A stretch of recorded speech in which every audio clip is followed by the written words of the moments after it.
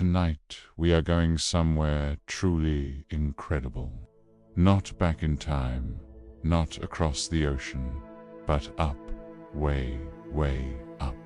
We are taking a complete tour of our solar system, the cosmic neighborhood we call home.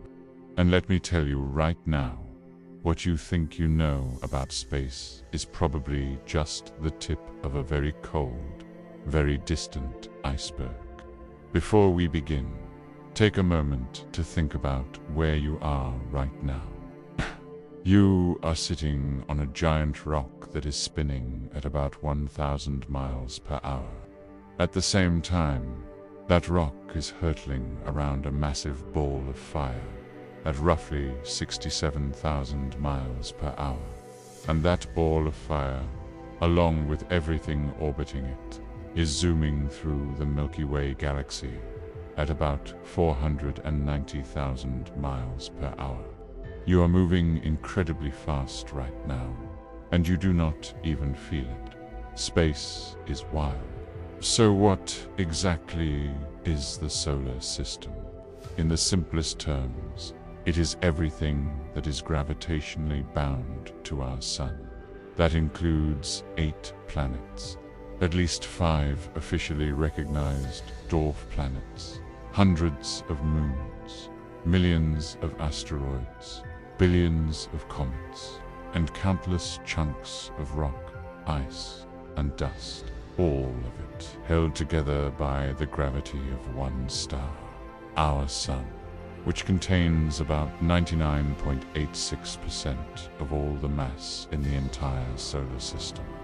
Everything else, every planet, every moon, every asteroid, makes up less than 1%. The solar system formed about 4.6 billion years ago from a giant cloud of gas and dust called a solar nebula.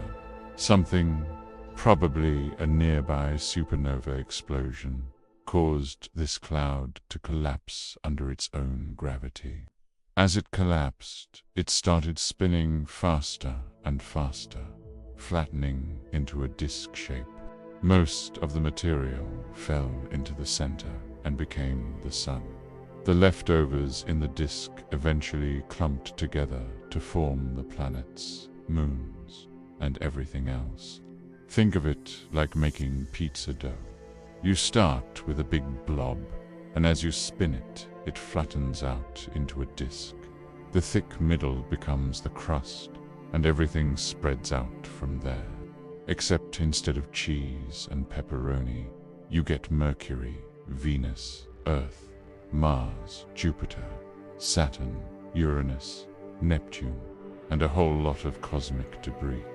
Now, our solar system is divided into a few main regions. First, there is the inner solar system, where you find the 4 rocky planets: Mercury, Venus, Earth, and Mars. These are sometimes called the terrestrial planets because they have solid, rocky surfaces you could theoretically stand on. Then there is the asteroid belt, a ring of rocky debris between Mars and Jupiter that marks the boundary between the inner and outer solar system. Beyond the asteroid belt, you enter the realm of the gas giants, Jupiter and Saturn. These are enormous planets made mostly of hydrogen and helium, with no solid surface to speak of. If you tried to land on Jupiter, you would just keep sinking into thicker and thicker gas until the pressure crushed you. Farther out still are the ice giants, Uranus and Neptune, which are similar to gas giants but contain more water, ammonia, and methane ices.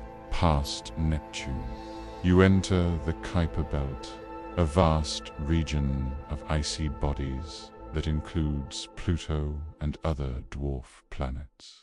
And even beyond that is the Oort cloud, a theoretical shell of icy objects that marks the very edge of our sun's gravitational influence. The Oort cloud might extend halfway to the nearest star. To give you a sense of scale, if you shrunk the sun down to the size of a basketball, Earth would be a tiny grain of sand about 26 meters away. Jupiter would be a marble about 135 meters away. Neptune would be a blueberry more than 800 meters away. And the nearest star, Proxima Centauri, would be another basketball about 6,400 kilometers away. The distances are almost impossible to truly comprehend. In this first part of our tour, we are going to start at the center and work our way out through the inner solar system. We will explore the sun, that giant nuclear furnace that makes life possible.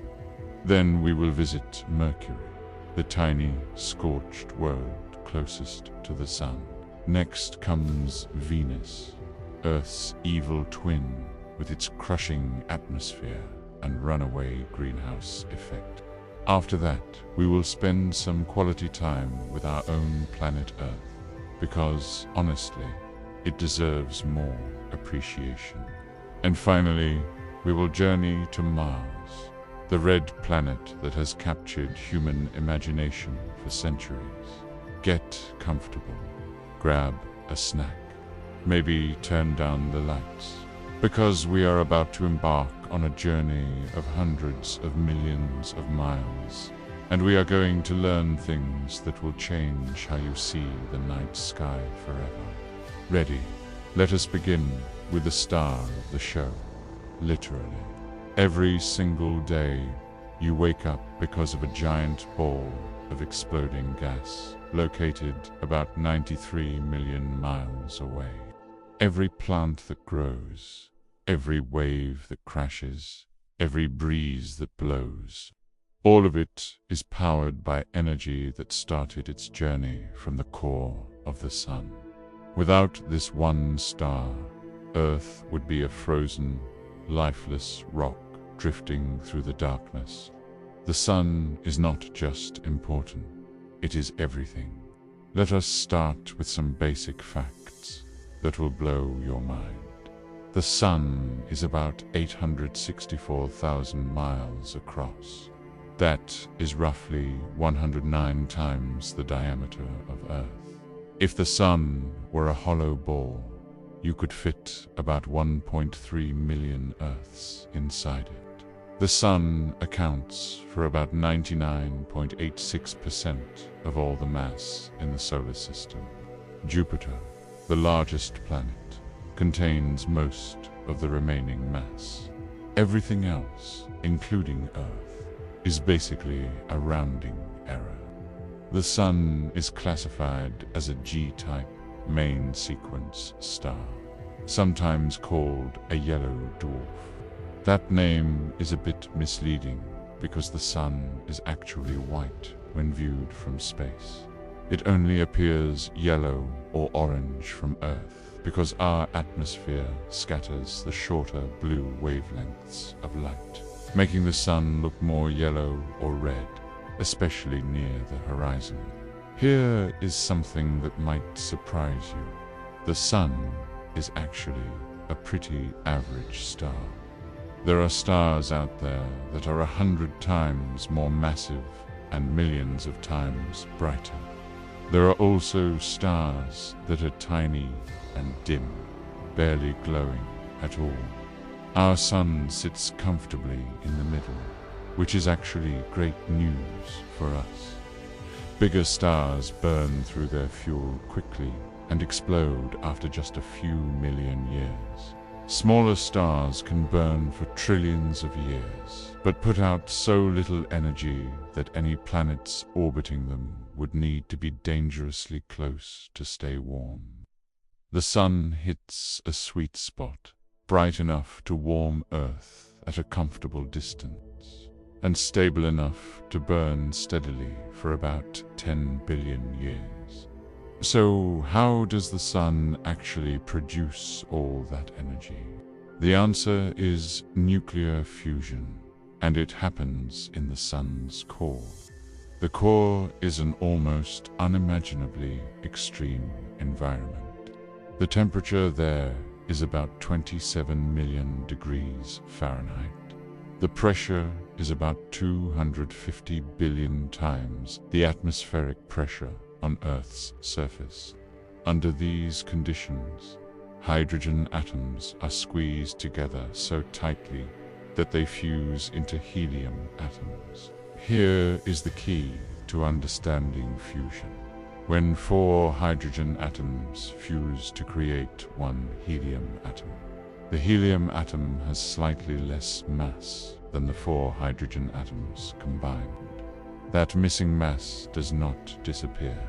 It gets converted into energy according to Einstein's famous equation, E equals mc squared, where E is energy, m is mass, and c is the speed of light. Because the speed of light is such a huge number, even a tiny amount of mass converts into an enormous amount of energy. Every single second, the sun converts about 620 million metric tons of hydrogen into helium. Of that, about 4 million metric tons of mass are converted directly into energy. 4 million tons of matter transformed into pure energy every second.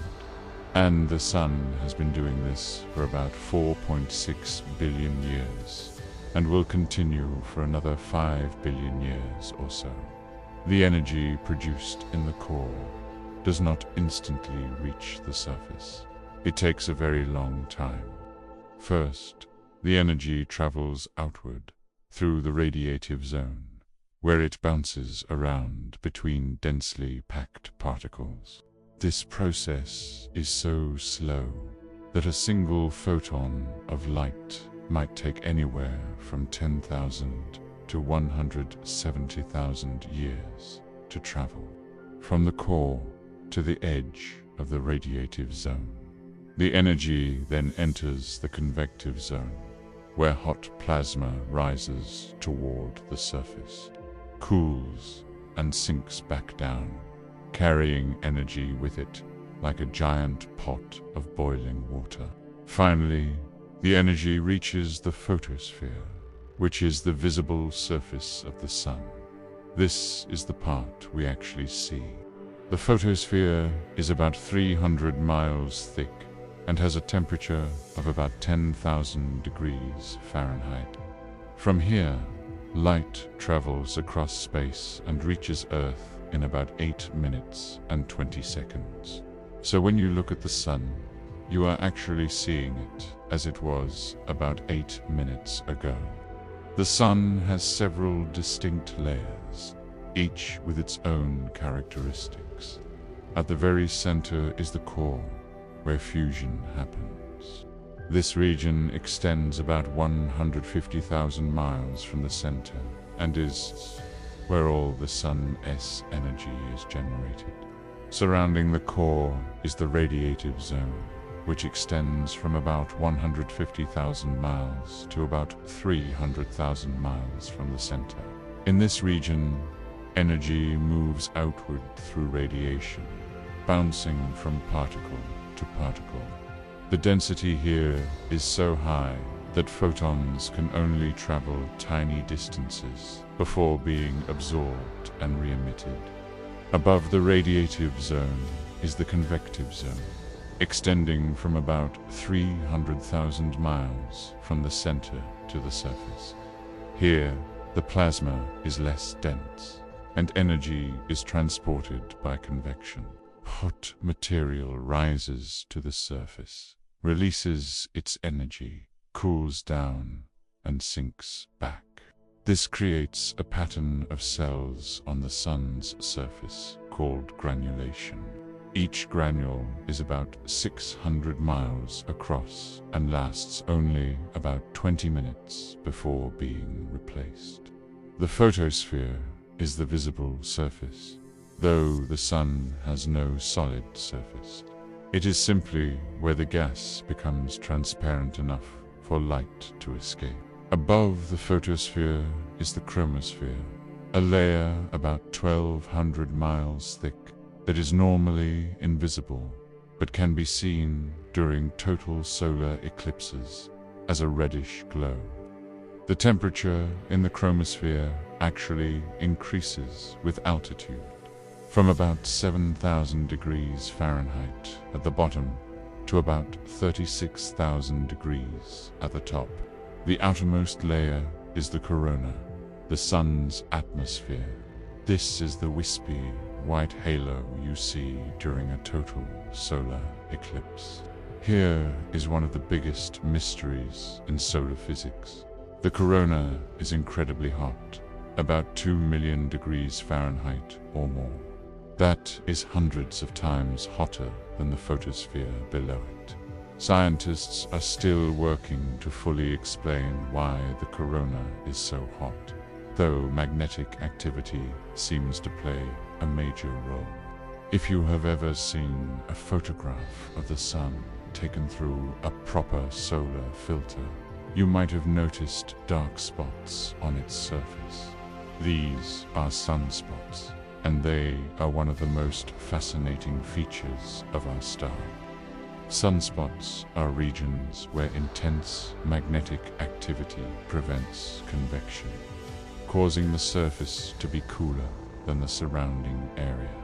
A typical sunspot might be about 7,000 degrees Fahrenheit, compared to about 10,000 degrees for the rest of the photosphere. They look dark only by comparison. If you could somehow isolate a sunspot, it would still be blindingly bright. Sunspots can be enormous. A large sunspot group can be bigger than Earth, sometimes much bigger. They come and go in cycles, with the number of sunspots rising and falling over an approximately 11-year period called the solar cycle. At solar maximum, there might be dozens of sunspots visible at any given time. At solar minimum, there might be none for days or weeks. The magnetic activity that creates sunspots also produces other phenomena.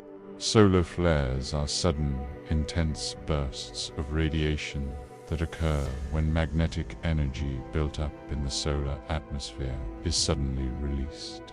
A large solar flare can release as much energy as billions of nuclear bombs exploding at once. Fortunately, Earth's atmosphere and magnetic field protect us from most of this radiation. Even more dramatic are coronal mass ejections, or CMEs. These are massive bubbles of magnetized plasma that can weigh billions of tons, and they are occasionally hurled into space at speeds of millions of miles per hour. When a CME hits Earth's magnetic field, it can trigger geomagnetic storms that create beautiful auroras, but can also damage satellites, disrupt radio communications, and even knock out power grid. In 1859, a massive solar storm called the Carrington event struck Earth. Telegraph systems worldwide went haywire.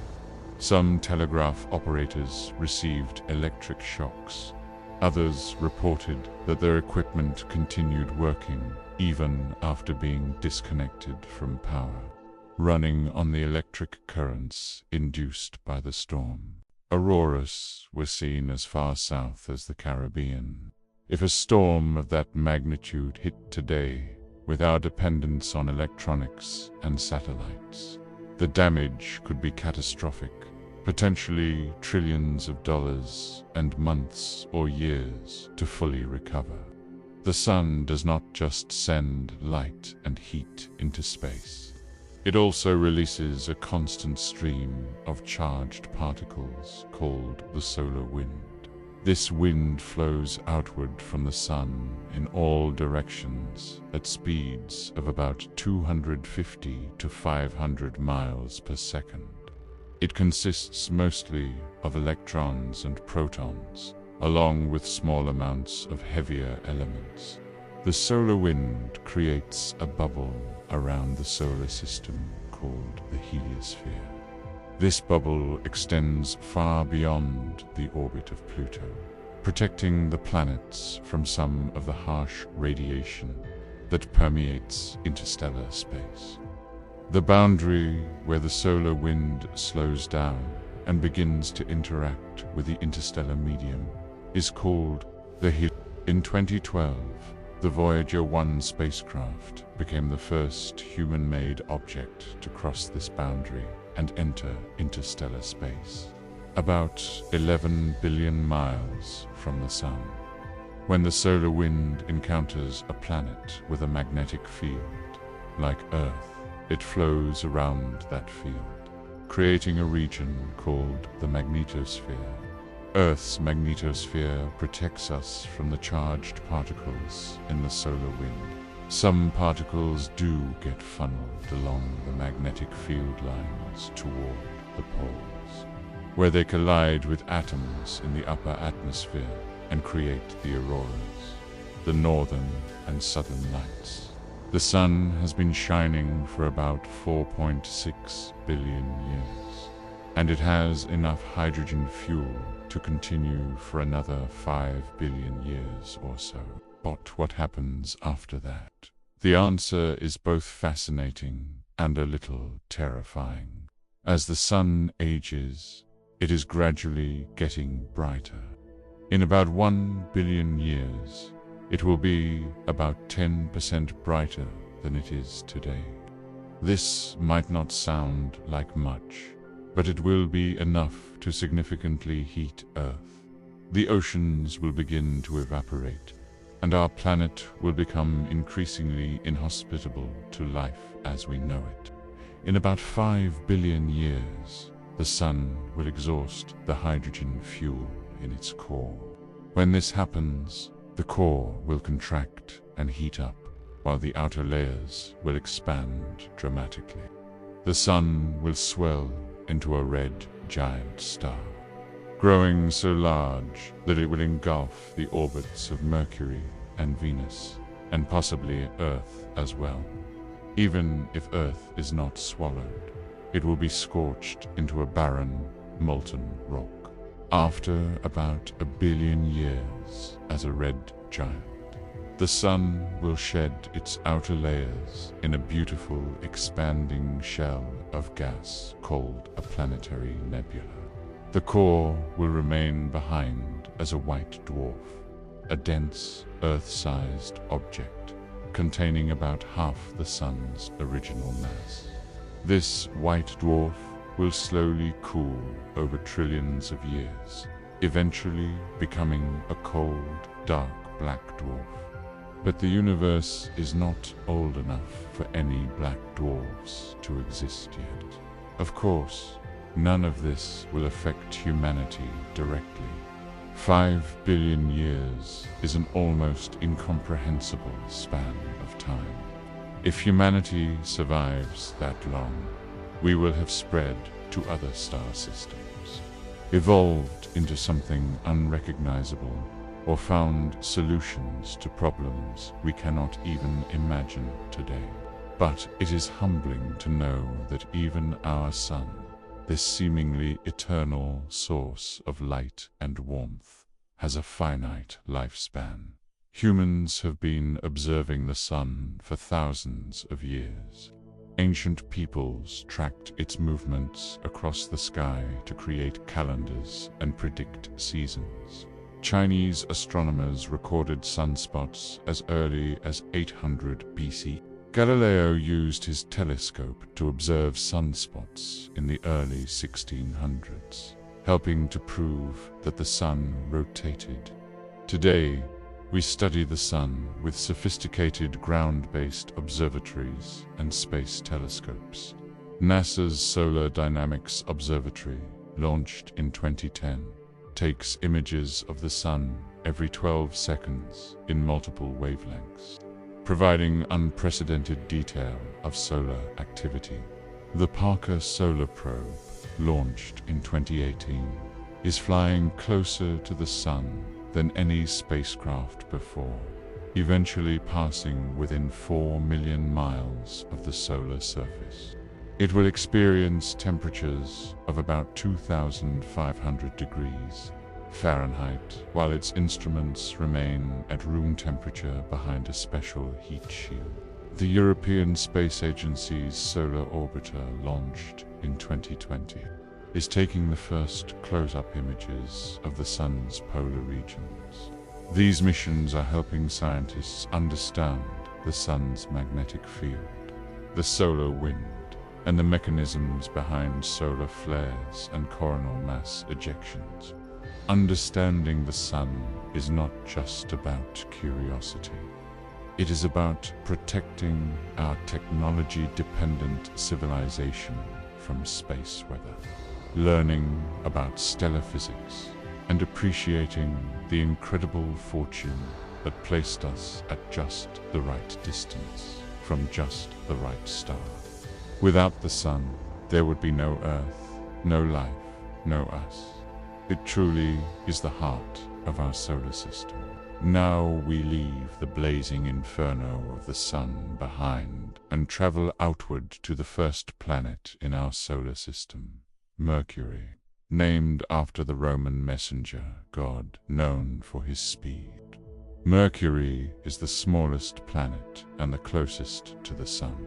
It is a world of extremes where temperatures can swing by more than 1,000 degrees between day and night, where the Sun appears 3 times larger than it does from Earth, and where a single day lasts longer than a year. Mercury is tiny, with a diameter of about 3,032 miles. It is only slightly larger than Earth's moon. In fact, 2 moons in the solar system, Jupiter's Ganymede and Saturn's Titan, are actually larger than Mercury, though they are less massive. Mercury is so small that it has only about 5.5% of Earth's mass and about 38% of Earth's surface gravity. If you weigh 100 pounds on Earth, you would weigh only about 38 pounds on Mercury. Being so close to the Sun, Mercury takes only 88 Earth days to complete one orbit. That is the shortest year of any planet in the solar system. But here is where things get weird. Mercury rotates on its axis very slowly, taking about 59 Earth days to complete one rotation. Because of the combination of its slow rotation and fast orbit, a single solar day on Mercury, from one sunrise to the next, takes about 176 Earth days. That is to Mercury years. So, if you lived on Mercury, you would celebrate 2 birthdays every day. Mercury has almost no atmosphere to speak of. What little exists is called an exosphere, a thin collection of atoms blasted off the surface by the solar wind or released by radioactive decay. This exosphere is so thin that its atoms almost never collide with each other, without a substantial atmosphere to trap heat or distribute it around the planet. Mercury experiences the most extreme temperature variations of any planet in the solar system. During the long Mercurian day, temperatures on the sun-facing side can reach about 800 degrees Fahrenheit. That is hot enough to melt lead, zinc, and many other metals. But when night falls, and it falls for a very long time, temperatures plummet to about -290 degrees Fahrenheit. That is colder than any temperature ever recorded on Earth. The difference between the hottest and coldest temperatures on Mercury is over 1,000 degrees Fahrenheit. Interestingly, despite being closest to the Sun, Mercury is not the hottest planet in the solar system. That honor goes to Venus, which has a thick atmosphere that traps heat through a runaway greenhouse effect.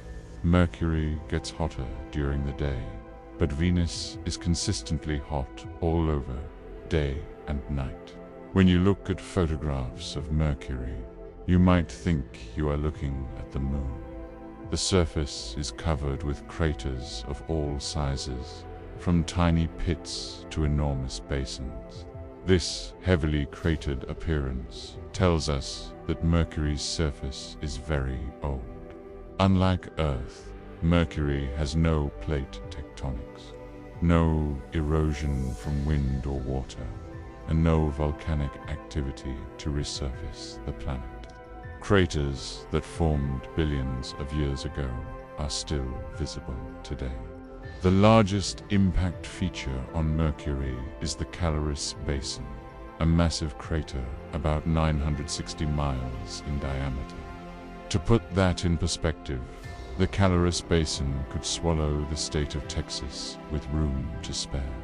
It was created about 3.9 billion years ago when a large asteroid, probably about 60 miles across, slammed into Mercury. The impact was so violent that it sent shockwaves through the entire planet, creating a region of chaotic terrain on the exact opposite side of Mercury, known as weird terrain. Despite its ancient, battered appearance, Mercury does have some features that show past geological activity. There are long, winding cliffs called lobate scarps that can be hundreds of miles long and over a mile high. These scarps formed as Mercury cooled and shrank over billions of years. Scientists estimate that Mercury has shrunk by about 4 to 9 miles in diameter since its formation. As the interior cooled and contracted, the crust wrinkled like the skin of a drying apple. Mercury also has smooth plains, especially around the Caloris Basin, that were created by ancient volcanic activity. Billions of years ago, molten rock welled up from the interior and flooded low-lying areas, much like the Maria on the moon. But volcanic activity on Mercury ended long ago as the planet's interior cooled. Here is something that seems completely impossible. There is ice on Mercury. Yes, on the planet closest to the sun, where daytime temperatures can melt lead. There are deposits of water ice in permanently shadowed craters near the poles. Mercury's axis is barely tilted, only about 2 degrees compared to Earth's 23.5-degree tilt. This means Mercury does not have seasons, and the sun never gets very high in the sky near the poles. Inside some polar craters, there are areas that have not seen sunlight in billions of years. These permanently shadowed regions are among the coldest places in the inner solar system, with temperatures below -300 degrees Fahrenheit. The ice was first suspected in 1991 when radar observations from Earth detected unusually bright reflections from Mercury's polar regions. The Messenger spacecraft, which orbited Mercury from 2011 to 2015, confirmed the presence of water ice and found that there is enough ice in these polar craters to potentially cover Washington, D.C. in ice 2.5 miles deep. Where did this ice come from? It was probably delivered by comets and asteroids that crashed into Mercury over billions of years. Any water that landed in the permanently shadowed craters would be preserved indefinitely, shielded from the sun's heat. Some of the ice is exposed on the surface, while other deposits are covered by a thin layer of dark material that insulates them. One of the most puzzling things about Mercury is its density. Despite being the smallest planet, Mercury is the second densest after Earth. This high density tells us that Mercury has an unusually large iron core. In fact, Mercury's core is enormous relative to its size. The core is about 1,100 miles in radius, making up about 85% of the planet's radius. For comparison, Earth's core makes up only about 55% of its radius. If you could slice Mercury in half, you would see that it is mostly core with a relatively thin, rocky mantle and crust surrounding it. It is like a giant ball bearing with a thin, candy shell. But why does Mercury have such a huge core? Scientists have proposed several theories. One idea is that Mercury originally had more rocky material, but a giant impact early in its history blasted away much of the mantle, leaving behind the dense core. Another theory suggests that the young sun's intense heat vaporized lighter materials during Mercury's formation, leaving only the heavier elements. A third possibility is that Mercury formed closer to the Sun, where temperatures were so high that only metals could condense from the solar nebula. Regardless of how it formed, Mercury's large iron core has an interesting consequence. The planet has a weak but global magnetic field. This was unexpected because scientists thought Mercury's interior would have cooled and solidified long ago, which would have stopped any magnetic dynamo. The discovery of the magnetic field suggests that at least part of Mercury's core is still liquid. Mercury is one of the least explored planets in our solar system. Only 2 spacecraft have ever visited it, and no spacecraft has ever landed there. The first visitor was Mariner 10, which flew past Mercury 3 times in 1974 and 1970. Mariner 10 mapped about 45% of Mercury's surface and discovered its magnetic field. But because the same side of Mercury happened to be illuminated during each flyby, more than half the planet remained unseen. It took more than 30 years for the next mission to launch. Messenger, which stands for Mercury Surface, Space Environment, Geochemistry, and Ranging, was launched in 2004 and entered orbit around Mercury in 2011. Over the next 4 years, Messenger mapped the entire planet in exquisite detail, studied its composition, confirmed the presence of polar ice, and discovered that Mercury's magnetic field is offset from the planet's center. When Messenger ran out of fuel in 2015, it was deliberately crashed into Mercury's surface at about 8,700 miles per hour, creating a new crater about 52 feet across. A fitting end for a spacecraft that taught us so much about this cratered world. Currently, the Bepi-Colombo mission, a joint project between the European Space Agency and the Japan Aerospace Exploration Agency, is on its way to Mercury. Launched in 2018, it is scheduled to enter orbit in 2025 after a 7-year journey that includes 9 gravity assist flybys of Earth, Venus, and Mercury. Bepi-Colombo will study Mercury in even greater detail than Messenger, with 2 orbiters that will investigate the planet's magnetic field, surface, interior, and exosphere. Why is it so hard to get to Mercury?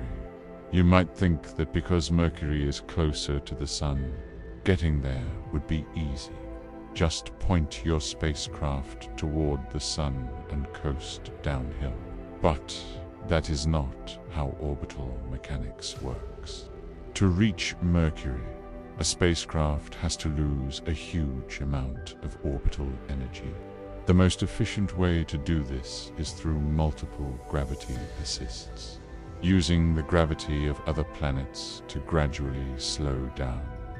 Messenger performed 1 flyby of Earth, 2 of Venus, and 3 of Mercury before finally entering orbit. Bepi Colombo will do even more.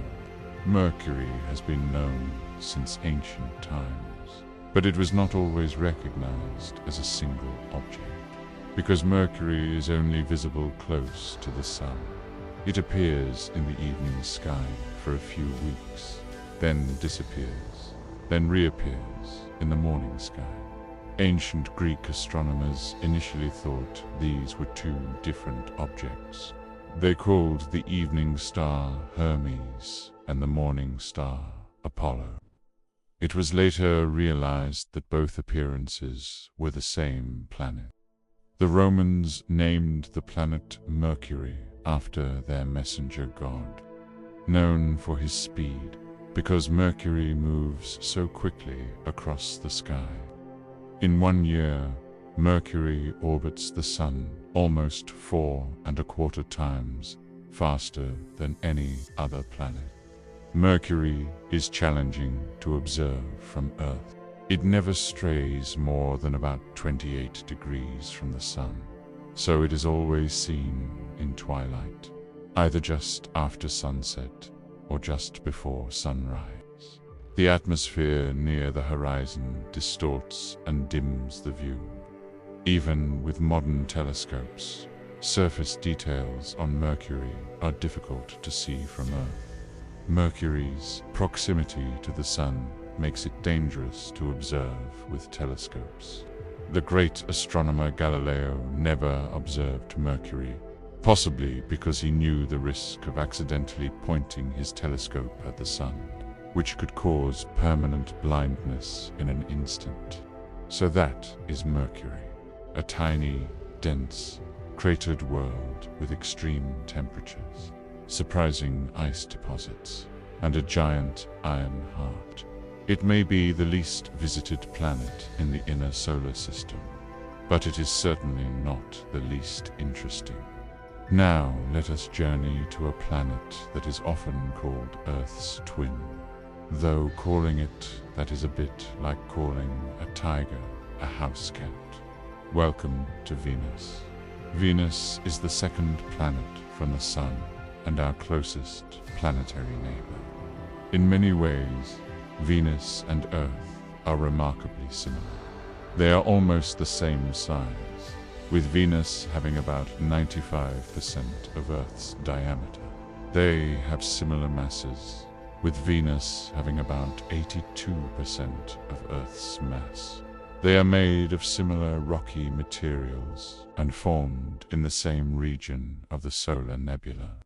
Venus is sometimes called Earth's sister planet or twin. But if Venus is Earth's twin, it is an evil twin.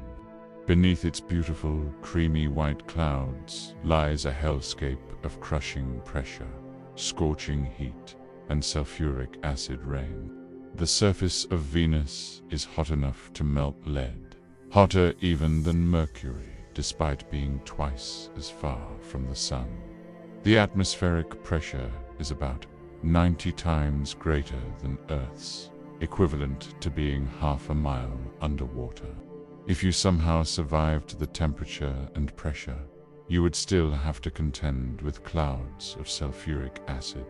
Venus is not just inhospitable, it is actively hostile to life as we know it. How did 2 planets so similar in size and composition end up so radically different? That is one of the most important questions in planetary science.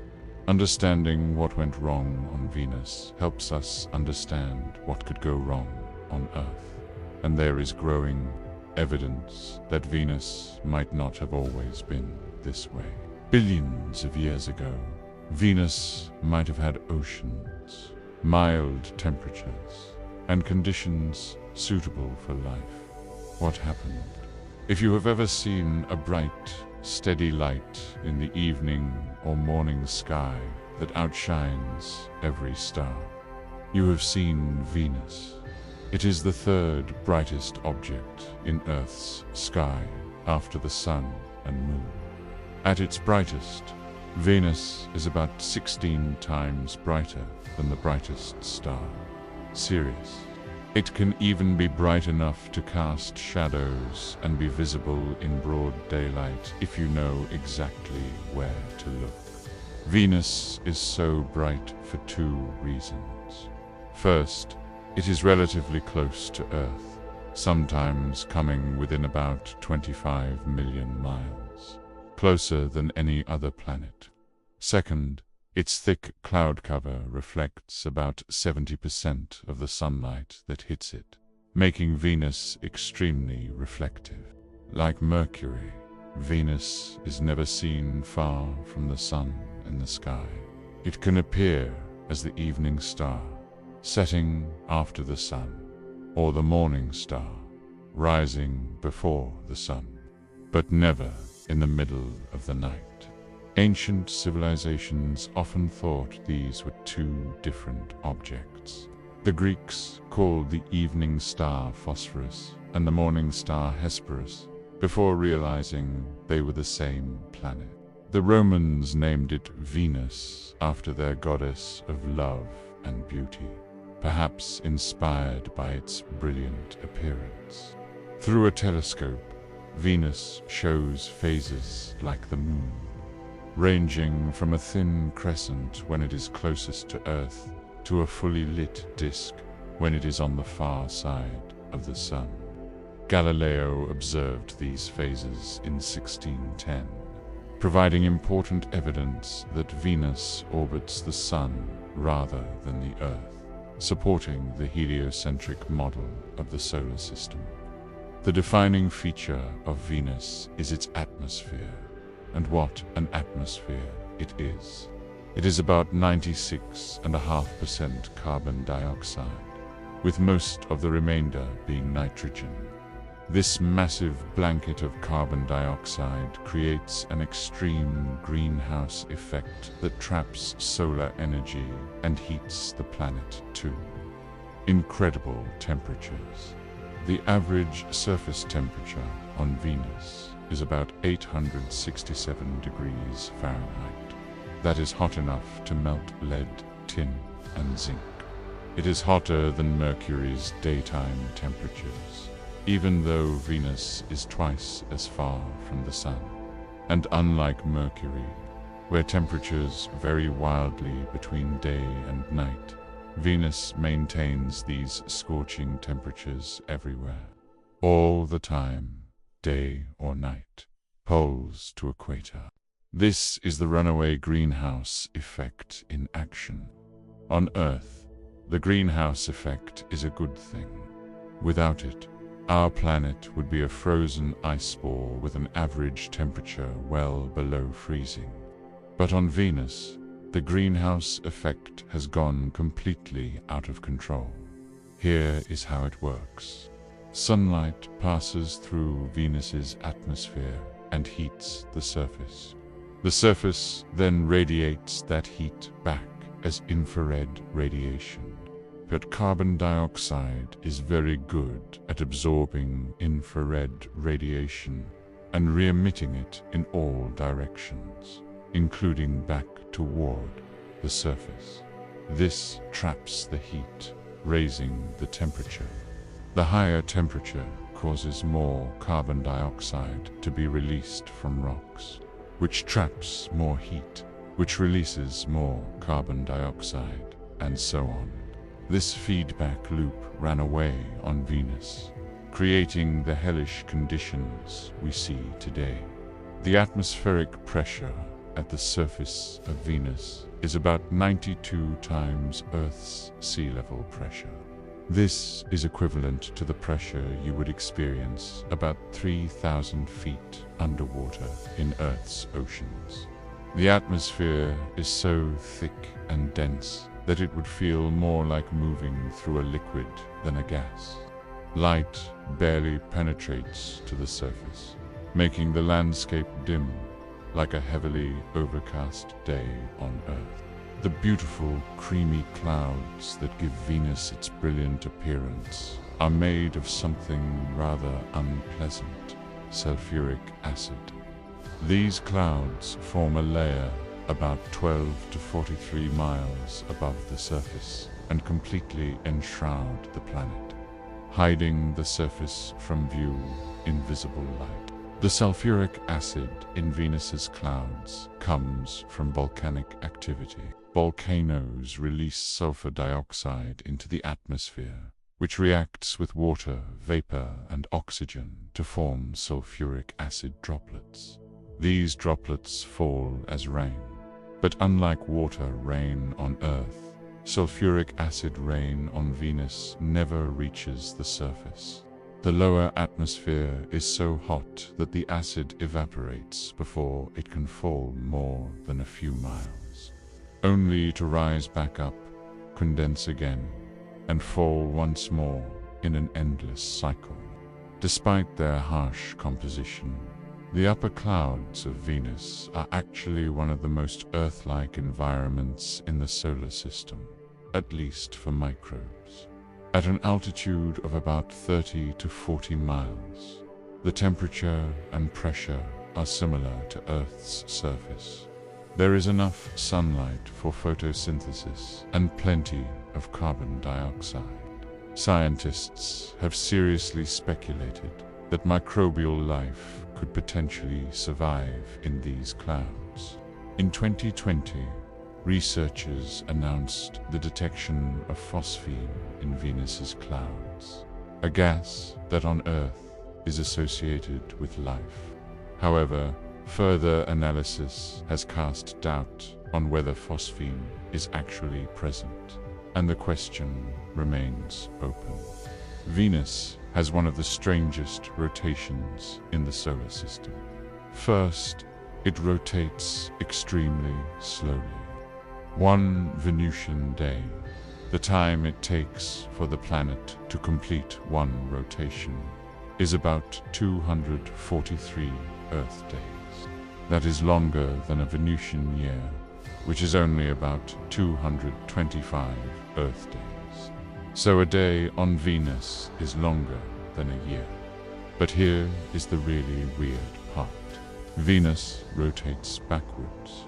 Almost every planet in the solar system rotates in the same direction. It orbits counterclockwise when viewed from above the Sun's North Pole. Venus rotates clockwise. If you could stand on Venus and watch the Sun, it would rise in the west and set in the east, the opposite of Earth. Why does Venus spin backwards? Scientists are not entirely sure. One theory is that a massive collision early in the planet's history flipped it upside down or reversed its rotation. Another theory suggests that the thick atmosphere created tidal effects that gradually slowed and then reversed the rotation over billions of years. A third possibility is that Venus started with a more normal rotation, but gravitational interactions with other bodies caused it to become unstable and eventually flip. The slow rotation combined with the thick atmosphere creates some interesting effects. The upper atmosphere actually rotates much faster than the planet itself, circling Venus every 4 Earth days in a phenomenon called superrotation. This means the clouds are being whipped around the planet at about 224 miles per hour, even though the surface below is barely moving. For centuries, the thick clouds of Venus prevented astronomers from seeing what lay beneath. Some scientists imagined Venus as a tropical paradise, a younger Earth with swamps, oceans, and perhaps primitive life. Science fiction writers populated Venus with dinosaurs, jungles, and beautiful aliens. The reality turned out to be quite different. We finally got our first glimpses of Venus's surface through radar imaging, which can penetrate the clouds, and from a few brave Soviet spacecraft that survived long enough to send back photographs. The surface of Venus is dominated by volcanic features.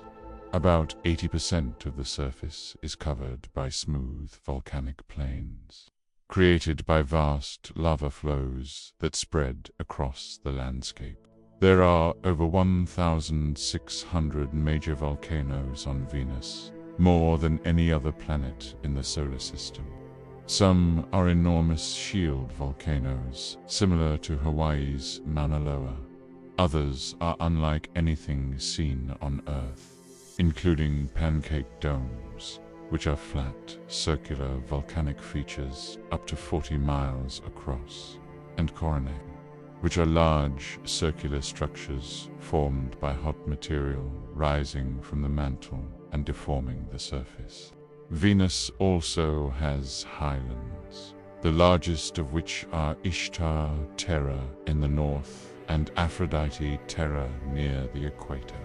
Ishtar Terra is about the size of Australia and includes Maxwell Montes, the highest mountain on Venus, rising about 36,000 feet above the mean surface level, that is taller than Mount Everest, though the crushing atmospheric pressure at the base means there is no open sky to see from the summit.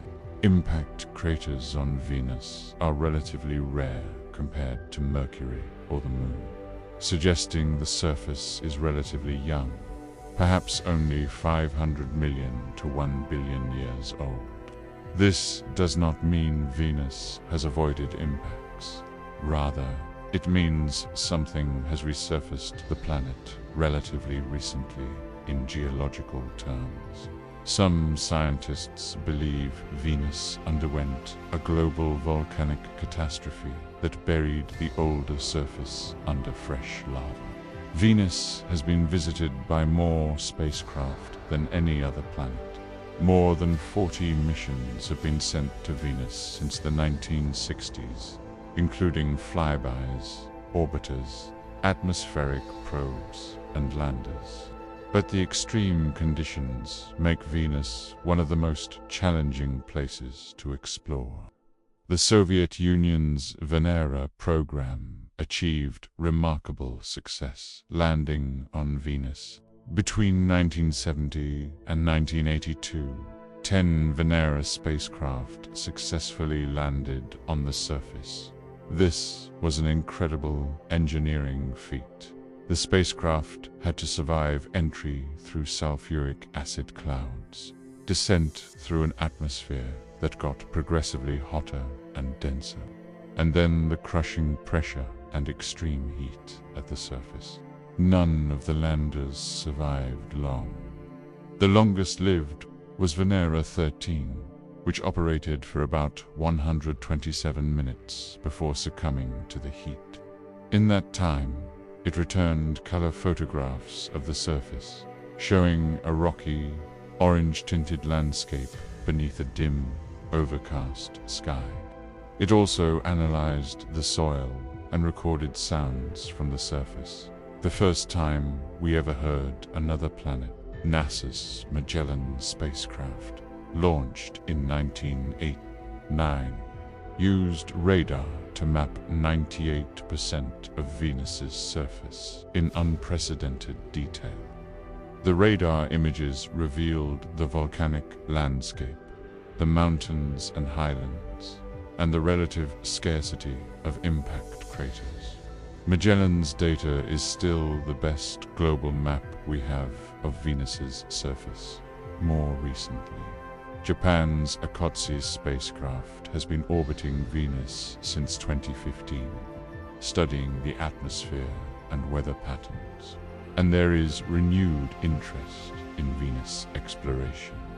NASA has selected two new missions, Veritas and Da Vinci Plus, scheduled to launch in the late 2020s or early 2030s. Veritas will map the surface with high-resolution radar, while Da Vinci Plus will send a probe through the atmosphere to study its composition and take photographs during descent. Here is one of the most tantalizing questions in planetary science. Was Venus once habitable? There is growing evidence that billions of years ago, Venus might have had liquid water on its surface, perhaps even oceans. Venus receives about twice as much solar energy as Earth. But early in the solar system's history, the Sun was about 30% dimmer than it is today. Under those conditions, Venus might have been cool enough for water to exist in liquid form. Computer models suggest that if Venus had enough water, its surface temperature could have been moderate, perhaps comparable to Earth's. But something went catastrophically wrong. As the Sun gradually brightened, Venus warmed. Water vapor is a powerful greenhouse gas, and as more water evaporated, it trapped more heat, which evaporated more water. The water vapor rose high into the atmosphere, where ultraviolet light from the Sun broke it apart. The hydrogen escaped into space, and the oxygen reacted with surface rocks. Over hundreds of millions of years, Venus lost its water entirely. With no water to absorb carbon dioxide and form carbonate rocks, the carbon dioxide from volcanic eruptions accumulated in the atmosphere. The greenhouse effect intensified, temperatures soared, and Venus became the inferno we see today. This is a sobering reminder of how climate systems can spiral out of control. Earth avoided this fate, partly because we are farther from the Sun, partly because we have a strong magnetic field that protects our atmosphere from the solar wind, and partly due to the carbon cycle, where carbon dioxide is absorbed by the oceans and incorporated into rocks. But Earth's climate is not immune to change. Understanding Venus helps us understand the extreme end of what greenhouse warming can do. Venus stands as both a warning and a mystery. A warning about the dangers of runaway climate change, and a mystery about what might have been. Perhaps, long ago, life evolved on a temperate Venus. Perhaps there are fossils buried beneath the lava plains. Perhaps, if we are very lucky and very clever, we will one day find out. For now, Venus remains our closest neighbor, and, in many ways, our most alien. Now we come to the most important planet in the solar system. Not the biggest, not the most dramatic, but the one that matters most to everyone reading this Earth. Our home. The only place in the known universe where life definitely exists. The pale blue dot that, when photographed from billions of miles away, shows just how small and precious our world really is. It is easy to take Earth for granted. We live here. We walk on its surface, breathe its air, and drink its water every single day. But when you compare Earth to every other world we have explored, you realize just how extraordinary our planet is. Earth has liquid water on its surface. It has a protective magnetic field. It has an atmosphere with the perfect balance of gases to support life while shielding us from deadly radiation. It has plate tectonics that recycle the surface and regulate the climate. It has a large moon that stabilizes its rotation. Every single one of these features is rare, and together they create a world where life can not only survive, but thrive. Earth is the third planet from the Sun, orbiting at an average distance of about 93 million miles. This distance, which astronomers call one astronomical unit, places Earth in the habitable zone, the region around a star where temperatures allow liquid water to exist on a planet's surface. Earth is the largest of the rocky planets, with a diameter of about 7,918 miles and a mass of about 13.17 trillion pounds. Water is everywhere on Earth. It fills the oceans, which cover about 71% of the surface. It falls as rain flows in rivers and accumulates in lakes. It is frozen in glaciers and ice caps, vapor in clouds, and hidden in underground aquifers. The total amount of water on Earth is about 326 million trillion gallons. What makes Earth special is not just that it has water, but that it has liquid water on its surface. Mars has water ice at its poles. Europa, a moon of Jupiter, likely has a liquid ocean beneath its frozen surface. But Earth is the only place we know of where water exists in all three phases: solid, liquid, and gas, in significant amounts at the surface. Liquid water is essential for life as we know it. It is the solvent in which the chemical reactions of life take place. It transports nutrients and removes waste. It regulates temperature. Every living thing on Earth depends on liquid water, and Earth's position in the habitable zone makes it possible. The oceans are not just a feature of Earth. They are fundamental to how the planet works. They absorb and redistribute heat, moderating the climate. They absorb carbon dioxide from the atmosphere. They drive weather patterns through evaporation and precipitation.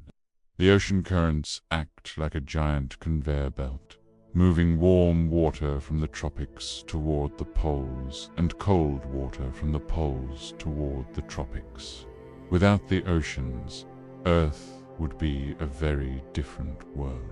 Earth's atmosphere is a thin layer of gas that surrounds the planet, extending about 300 miles above the surface before gradually fading into space. It is made up of about 78% nitrogen, 21% oxygen, and small amounts of argon, carbon dioxide, water vapor, and other gases. This specific mixture of gases is crucial. The oxygen in Earth's atmosphere is almost entirely the product of life, specifically photosynthetic organisms like plants, algae, and cyanobacteria that have been producing oxygen for about 2.4 billion years. Before the Great Oxidation Event, Earth's atmosphere had almost no free oxygen. The rise of oxygen transformed the planet and made complex life possible. The atmosphere does much more than provide air to breathe. It protects the surface from harmful ultraviolet radiation from the sun. The ozone layer, located in the stratosphere about 9 to 22 miles up, absorbs most of the sun's UVB and UVC radiation, which would otherwise damage DNA and make life on land impossible. The atmosphere also regulates temperature through the greenhouse effect. Gases like carbon dioxide, water vapor, and methane absorb infrared radiation emitted by the surface and re-emit it in all directions, including back toward the ground. This natural greenhouse effect raises Earth's average temperature from about 0 degrees Fahrenheit to about 59 degrees Fahrenheit, warm enough for liquid water to exist. Additionally, the atmosphere protects us from small meteoroids. Most space rocks that enter Earth's atmosphere burn up due to friction with the air, creating the streaks of light we call shooting stars or meteors. Without the atmosphere, Earth's surface would be bombarded by countless small impacts, much like the Moon's surface.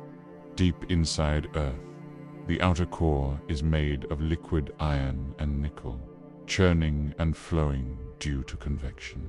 This moving, electrically conductive liquid generates Earth's magnetic field through a process called the dynamo.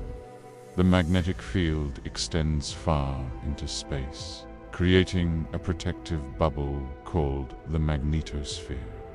The magnetosphere is invisible, but it is absolutely essential for life. It deflects the solar wind, the stream of charged particles constantly flowing from the sun. Without the magnetosphere, the solar wind would gradually strip away Earth's atmosphere, much as it likely did to Mars. It also protects us from cosmic rays, high-energy particles from deep space that can damage DNA.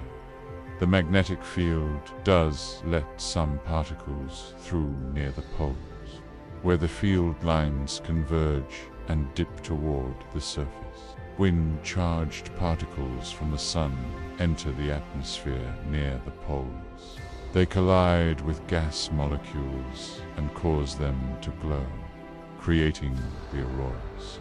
The northern lights, or aurora borealis, and southern lights, or aurora australis, are beautiful displays of our planet's magnetic protection in action. Earth's magnetic field is not constant. It fluctuates in strength and occasionally reverses polarity, with the magnetic north and south pole swapping places. These reversals happen irregularly, sometimes after tens of thousands of years, sometimes after millions of years. The last reversal occurred about 780,000 years ago. During reversals, the magnetic field weakens, potentially exposing the surface to more radiation. Though life has survived many such reversals in the past, Earth is the only planet in the solar system known to have active plate tectonics. The outer layer of the planet, called the lithosphere, is broken into about 15 major plates and many smaller ones that float on the semi-fluid asthenosphere below. These plates are constantly moving, typically a few inches per year, roughly the speed your fingernails grow. Plate tectonics shapes almost every aspect of Earth's surface. Where plates pull apart, such as along the mid-Atlantic ridge, new crust is created as magma rises from below. Where plates collide, one plate may be pushed beneath the other in a process called subduction, creating deep ocean trenches and volcanic mountain ranges. Where plates slide past each other, like along the San Andreas Fault in California, earthquakes occur. Plate tectonics is responsible for the continents, the mountains, the ocean basins, earthquakes, and volcanic activity. But it does something even more important. It recycles carbon. When oceanic crust is subducted, carbon-rich sediments are carried deep into the mantle. Some of this carbon is released back into the atmosphere through volcanic eruptions. This carbon cycle helps regulate Earth's climate over millions of years, preventing the buildup of carbon dioxide that led to Venus's runaway greenhouse effect. The movement of the continents has dramatically shaped Earth's history. About 300 million years ago, all the continents were joined together in a supercontinent called Pangaea. Over time, Pangaea broke apart, and the continents drifted to their current positions.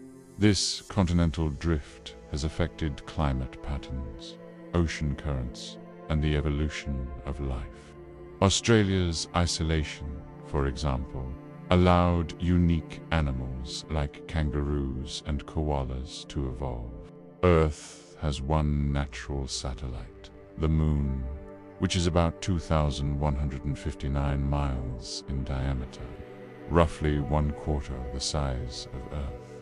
This makes the Moon unusually large compared to its planet. The Earth-Moon system is sometimes described as a double planet. The Moon formed about 4.5 billion years ago, likely when a Mars-sized body called Theia collided with a young Earth. The impact was catastrophic, vaporizing much of both bodies and ejecting a massive cloud of debris into orbit around Earth. This debris gradually coalesced to form the Moon. Evidence for this giant impact hypothesis includes the Moon's composition, which is similar to Earth's mantle, and the angular momentum of the Earth-Moon system. The Moon has profoundly influenced Earth's history. It causes the ocean tides, with its gravitational pull creating bulges of water on the sides of Earth, facing toward and away from the Moon. As Earth rotates beneath these bulges, coastal areas experience high and low tides. Tides may have been important for the origin of life, creating tidal pools where complex chemistry could occur. More importantly, the Moon stabilizes Earth's axial tilt. Earth is tilted about 23.4 degrees relative to its orbit, and this tilt causes the seasons.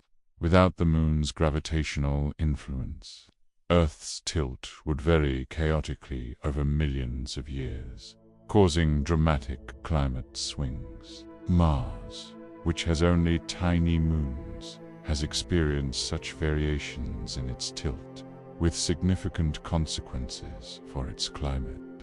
The Moon is slowly moving away from Earth, currently receding at about 1.5 inches per year. Billions of years ago, the Moon was much closer, and days on Earth were much shorter, perhaps only 6 hours long. As the Moon's gravity pulls on Earth's oceans, it creates friction that gradually slows Earth's rotation while transferring energy to the Moon's orbit. In the distant future, billions of years from now, Earth's rotation will slow until a day is about 47 current days long, and the Moon will stop receding.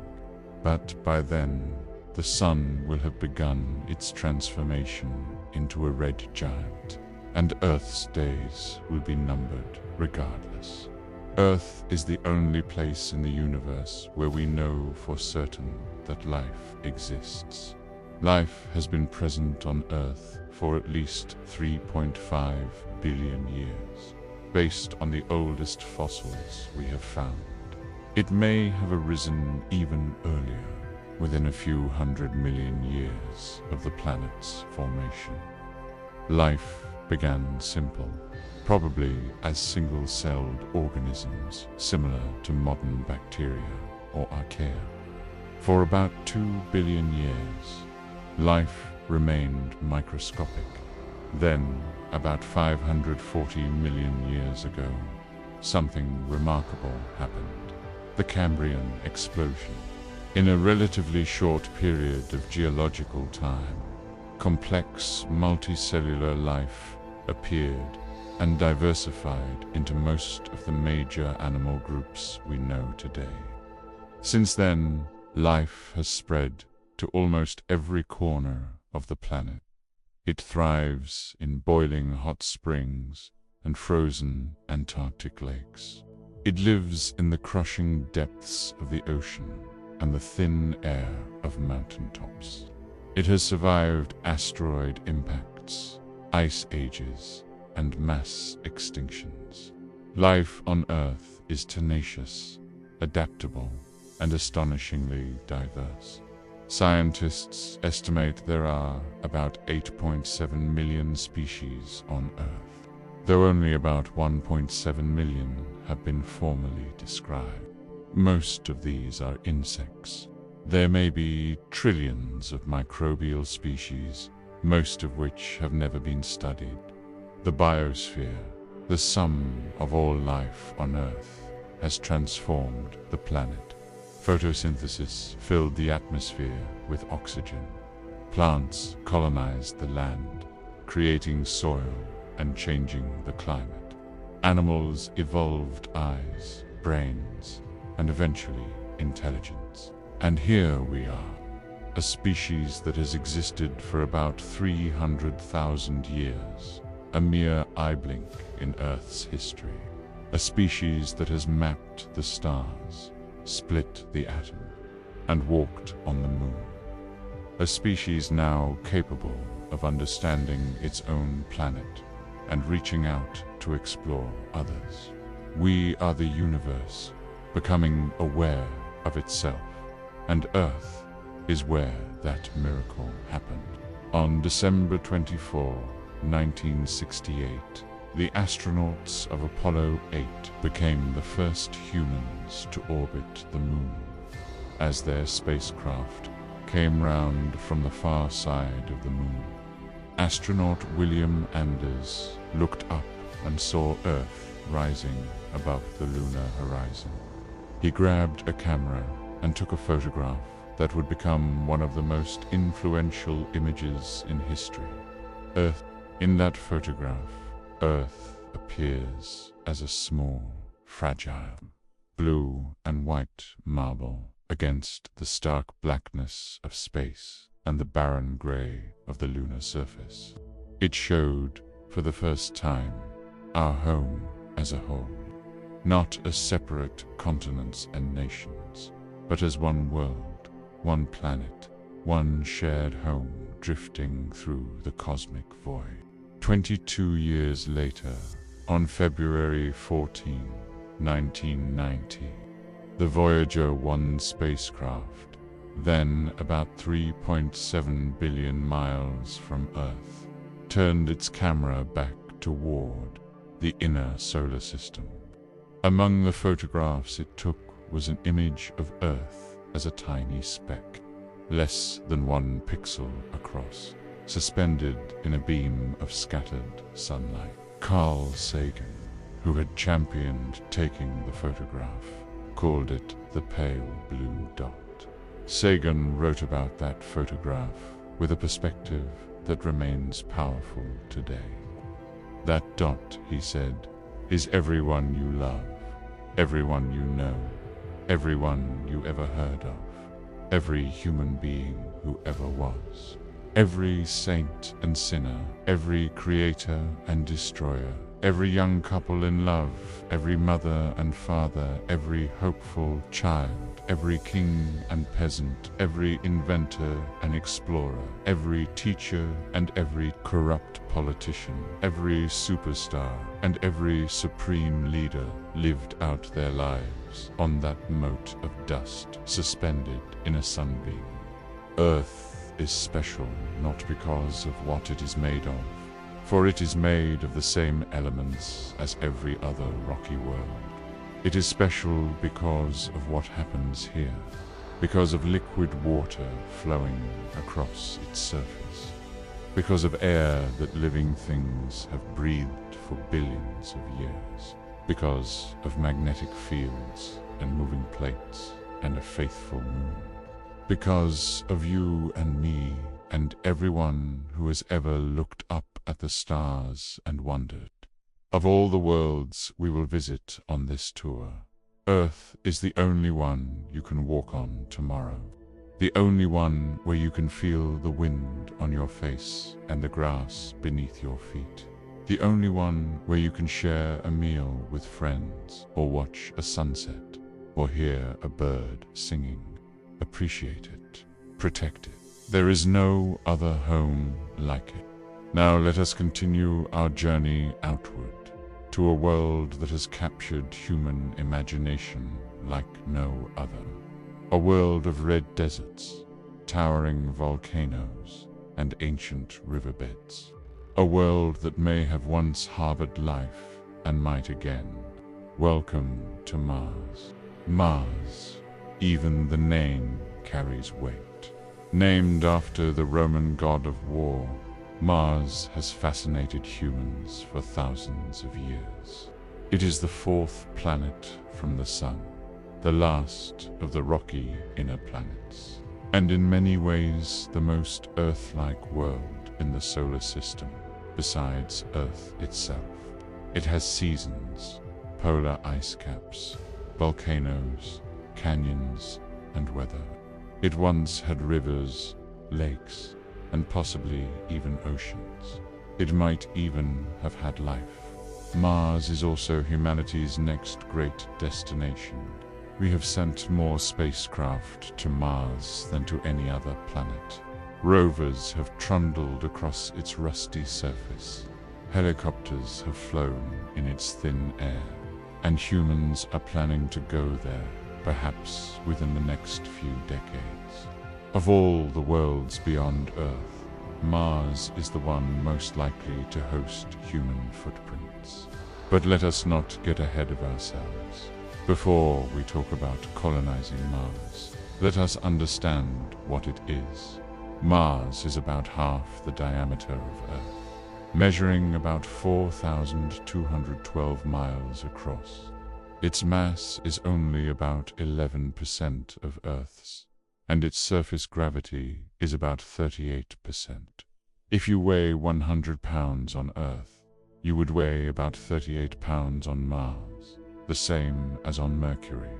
Mars orbits the Sun at an average distance of about 142 million miles, about 1.5 times farther than Earth.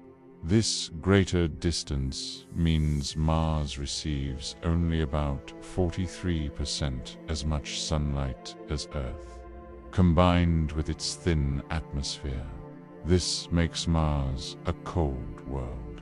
The average surface temperature is about -80 degrees Fahrenheit, colder than anywhere on Earth except the interior of Antarctica during winter. The most distinctive feature of Mars is its color. Even to the naked eye, Mars appears reddish, which is why ancient civilizations associated it with blood and war. But why is Mars red? The answer is rust. The Martian surface is rich in iron, and over billions of years, this iron has oxidized, reacting with oxygen to form iron oxide, also known as rust.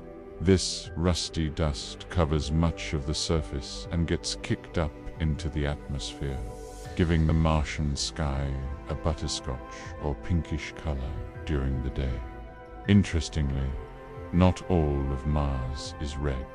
The actual rock beneath the dust is often gray or dark brown. Some areas have dark volcanic sand.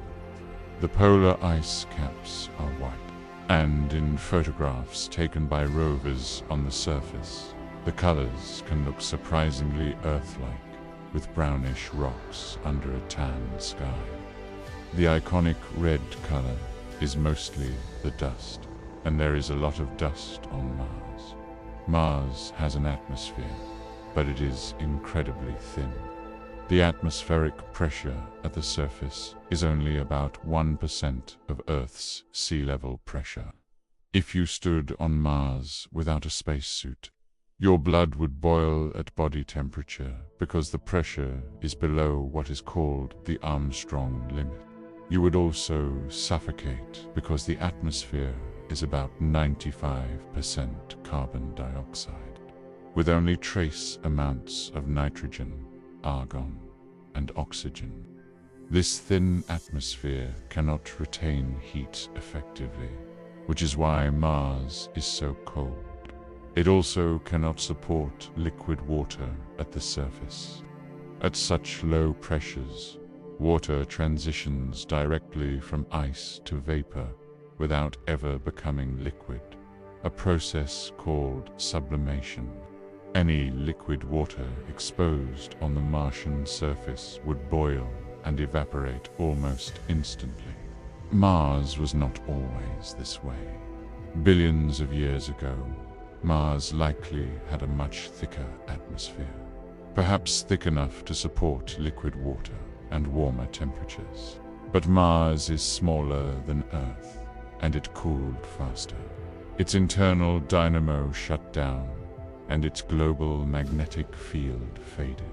Without a magnetic field to protect it, the solar wind gradually stripped away the atmosphere over hundreds of millions of years. Today, atmospheric loss continues, though at a much slower rate.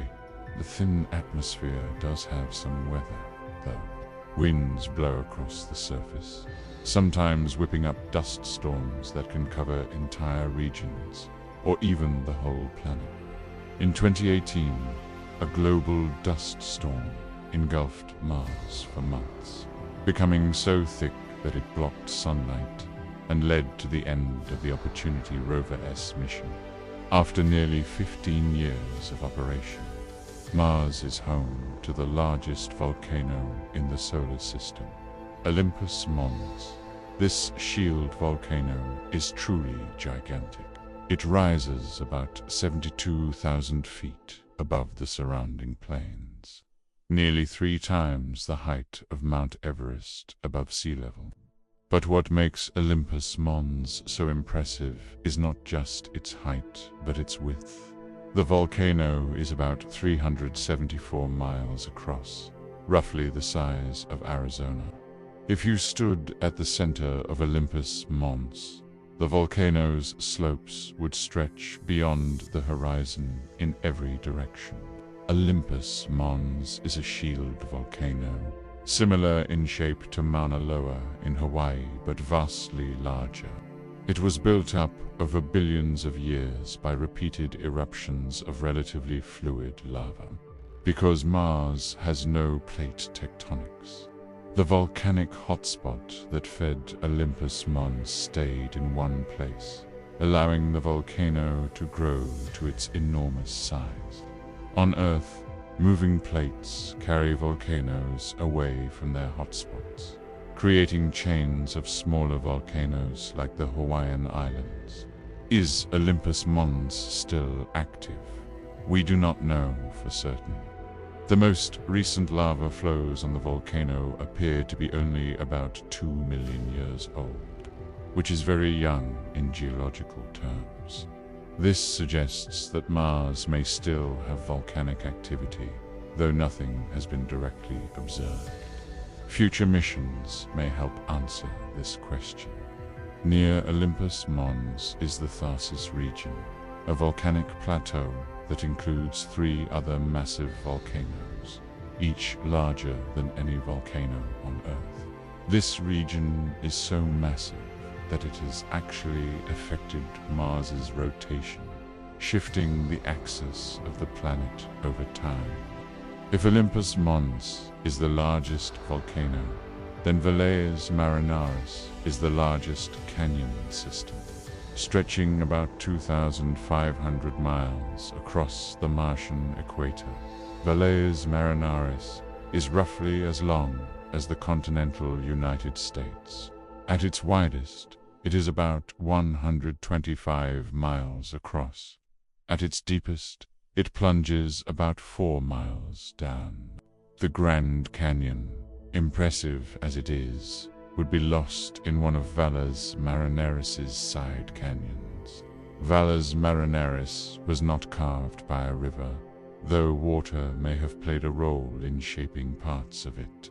The canyon system is primarily a rift valley, formed as the Martian crust was stretched and pulled apart by the weight of the nearby Tharsis volcanic bulge. As the crust cracked, sections dropped down, creating the enormous system of connected canyons we see today. Within Voles Marinaris, there is evidence of landslides, layered deposits, and possibly ancient water activity. Some areas show features that look like they were shaped by flowing water or standing lakes. Exploring Valles Marinaris will be a priority for future Mars missions, as its exposed rock layers could tell us much about the planet's history. Perhaps the most exciting aspect of Mars is the evidence that it once had abundant liquid water. This is not speculation.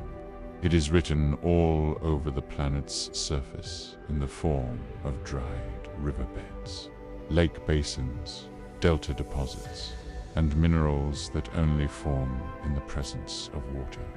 Billions of years ago, during what scientists call the Noachian period, Mars was a very different world. It had a thicker atmosphere, warmer temperatures, and liquid water flowing across its surface. Rivers carved channels into the rock. Lakes filled impact craters. There may even have been a vast ocean covering much of the northern hemisphere, though this is still debated. The evidence for this wetter past comes from multiple sources. Orbital observations have revealed networks of valley channels that look remarkably like river systems on Earth. The Curiosity rover, exploring Gale Crater since 2012, has found rounded pebbles that were clearly tumbled and smoothed by flowing water. It has also found mudstones, fine-grained sedimentary rocks that form at the bottom of lakes or rivers. Mineral evidence is equally compelling. Rovers and orbiters have detected clay minerals, which form through prolonged contact with water. They have found sulfate minerals that typically form when standing water evaporates. And they have found hematite spheres, nicknamed blueberries, that likely formed in groundwater. Where did all that water go? Some of it escaped to space as the atmosphere thinned. Some of it is frozen at the polar ice caps, which contain both carbon dioxide ice and water ice.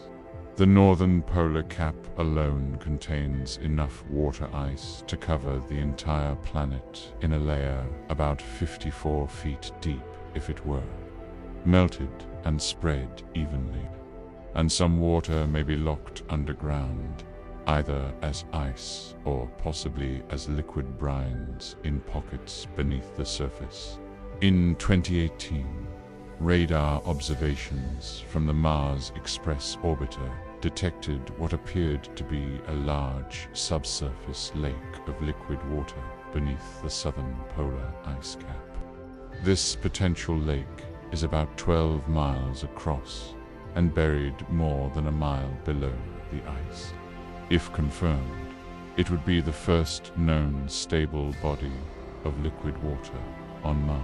However, subsequent analysis has raised questions about the interpretation, and the existence of the lake remains uncertain. If Mars once had liquid water, a thicker atmosphere, and warmer temperatures, could life have evolved there? This question has driven Mars exploration for decades and remains one of the most important questions in science. The first dedicated search for life on Mars was conducted by NASA's Viking landers in 1960. Each lander carried experiments designed to detect biological activity in the Martian soil. The results were puzzling. One experiment gave a positive result that suggested biological activity, but other experiments found no organic molecules at all. Most scientists concluded that the positive result was due to chemical, not biological, reactions in the oxidizing Martian soil.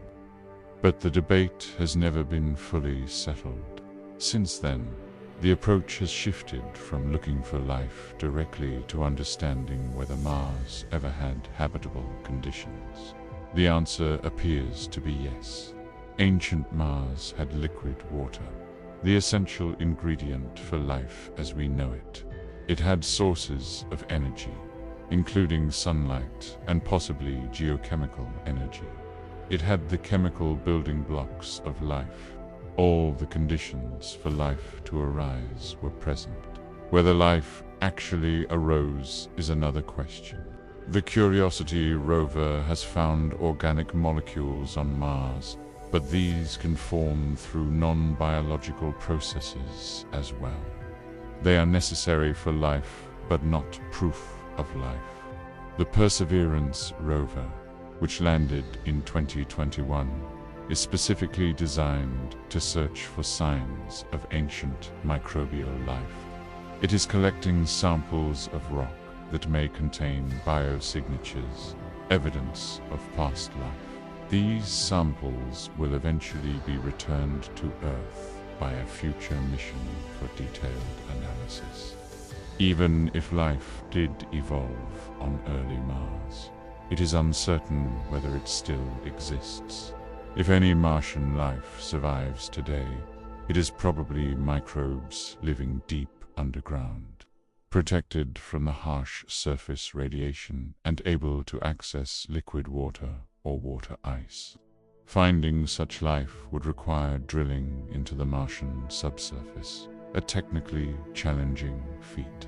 The discovery of life on Mars, even ancient microbial life, would be one of the most profound discoveries in human history. It would tell us that life is not unique to Earth, that it can arise independently on different worlds. It would suggest that life might be common throughout the universe.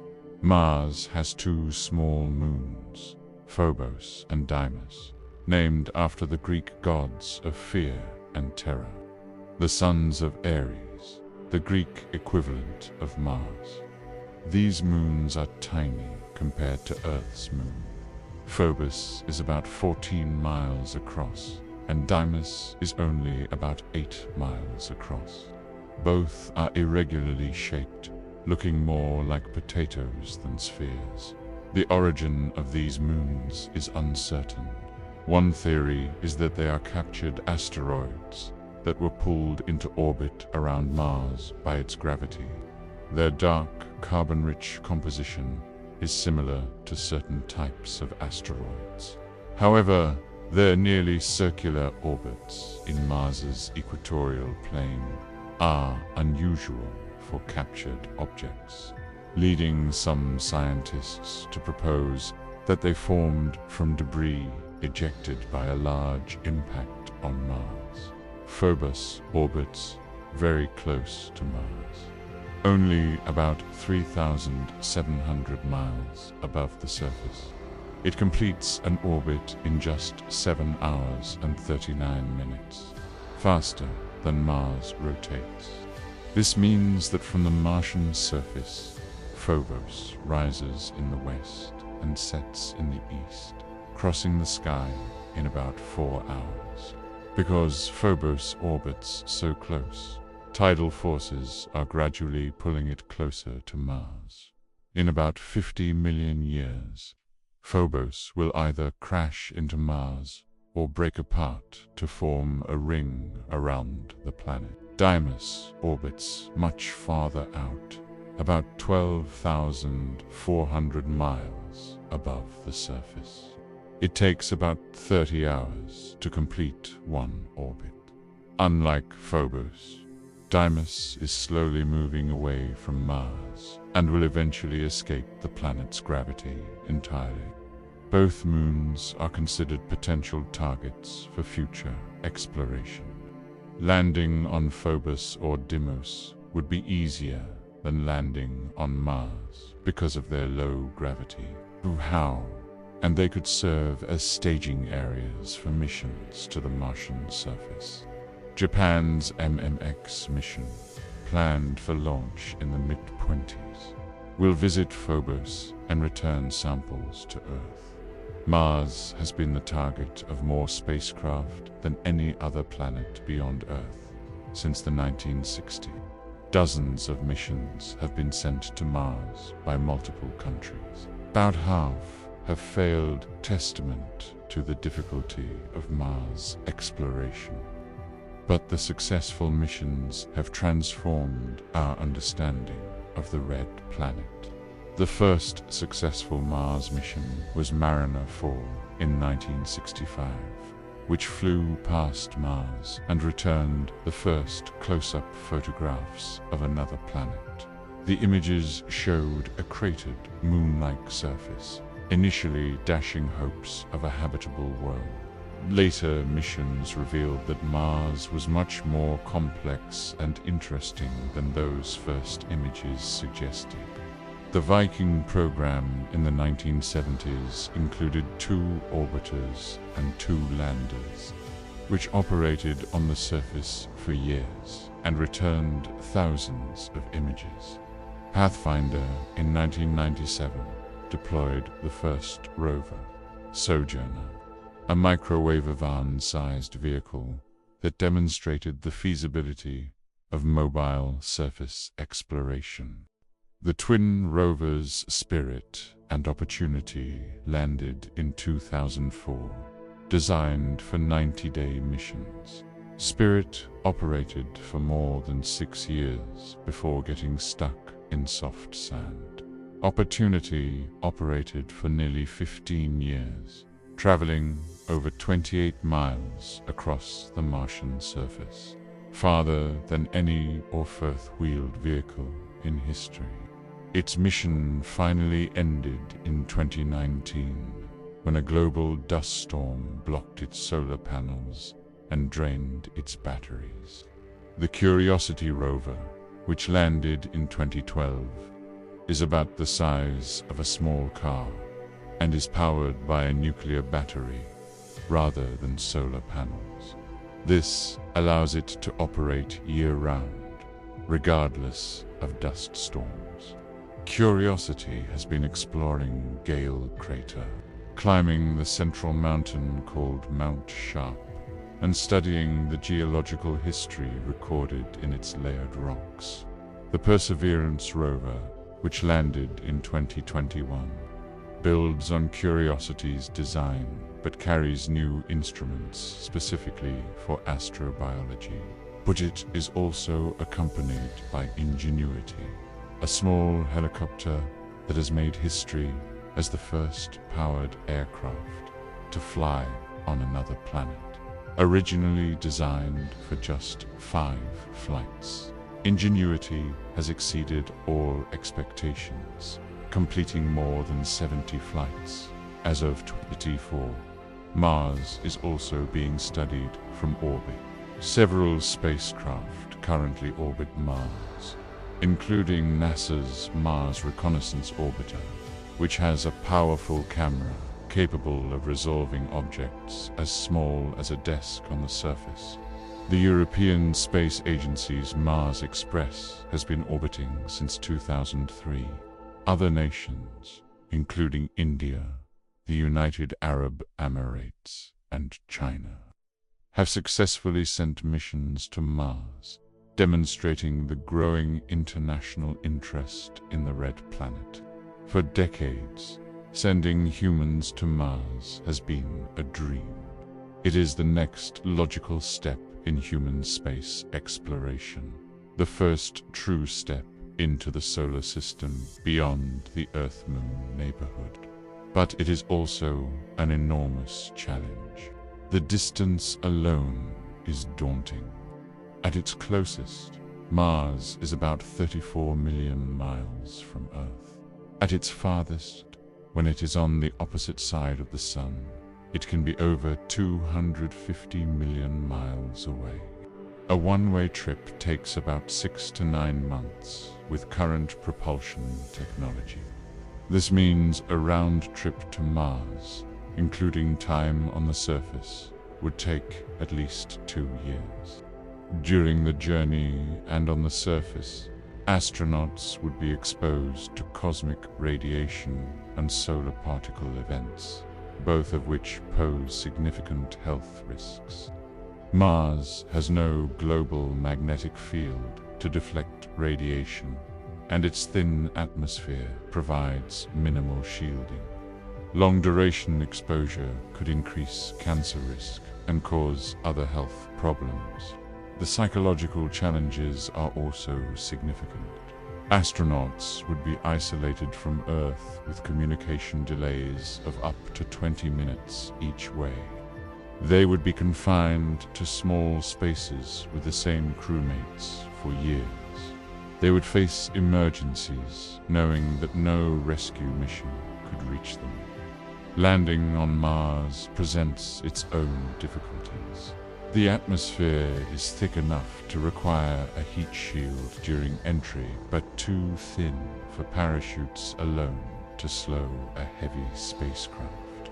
Landing heavy payloads, including crewed vehicles and habitats, will require new technologies like large retrorockets or inflatable aerodynamic decelerators. Once on Mars, astronauts would need to produce water, oxygen, and fuel from local resources, a concept called in-site resource utilization. The Perseverance rover carried an experiment called MOXIE that successfully demonstrated the extraction of oxygen from the carbon dioxide atmosphere. Scaling this up to support a human crew will be essential. Despite these challenges, plans for human Mars missions are advancing. NASA's Artemis program aims to return humans to the Moon as a stepping stone to Mars. SpaceX is developing its Starship vehicle with Mars colonization as a stated goal. Other nations and organizations are pursuing their own plans. The first humans on Mars might land within the next 2 decades, making real what has been science fiction for generations. Mars represents both the past and the future of our solar system. Its ancient surface preserves a record of what the inner solar system was like billions of years ago. Its potential for past or present life could answer one of humanity's deepest questions, and its future as a destination for human explorers, perhaps even settlers, could mark the beginning of humanity's spread beyond Earth. Whatever happens, Mars will remain one of the most fascinating and important worlds in our cosmic neighborhood.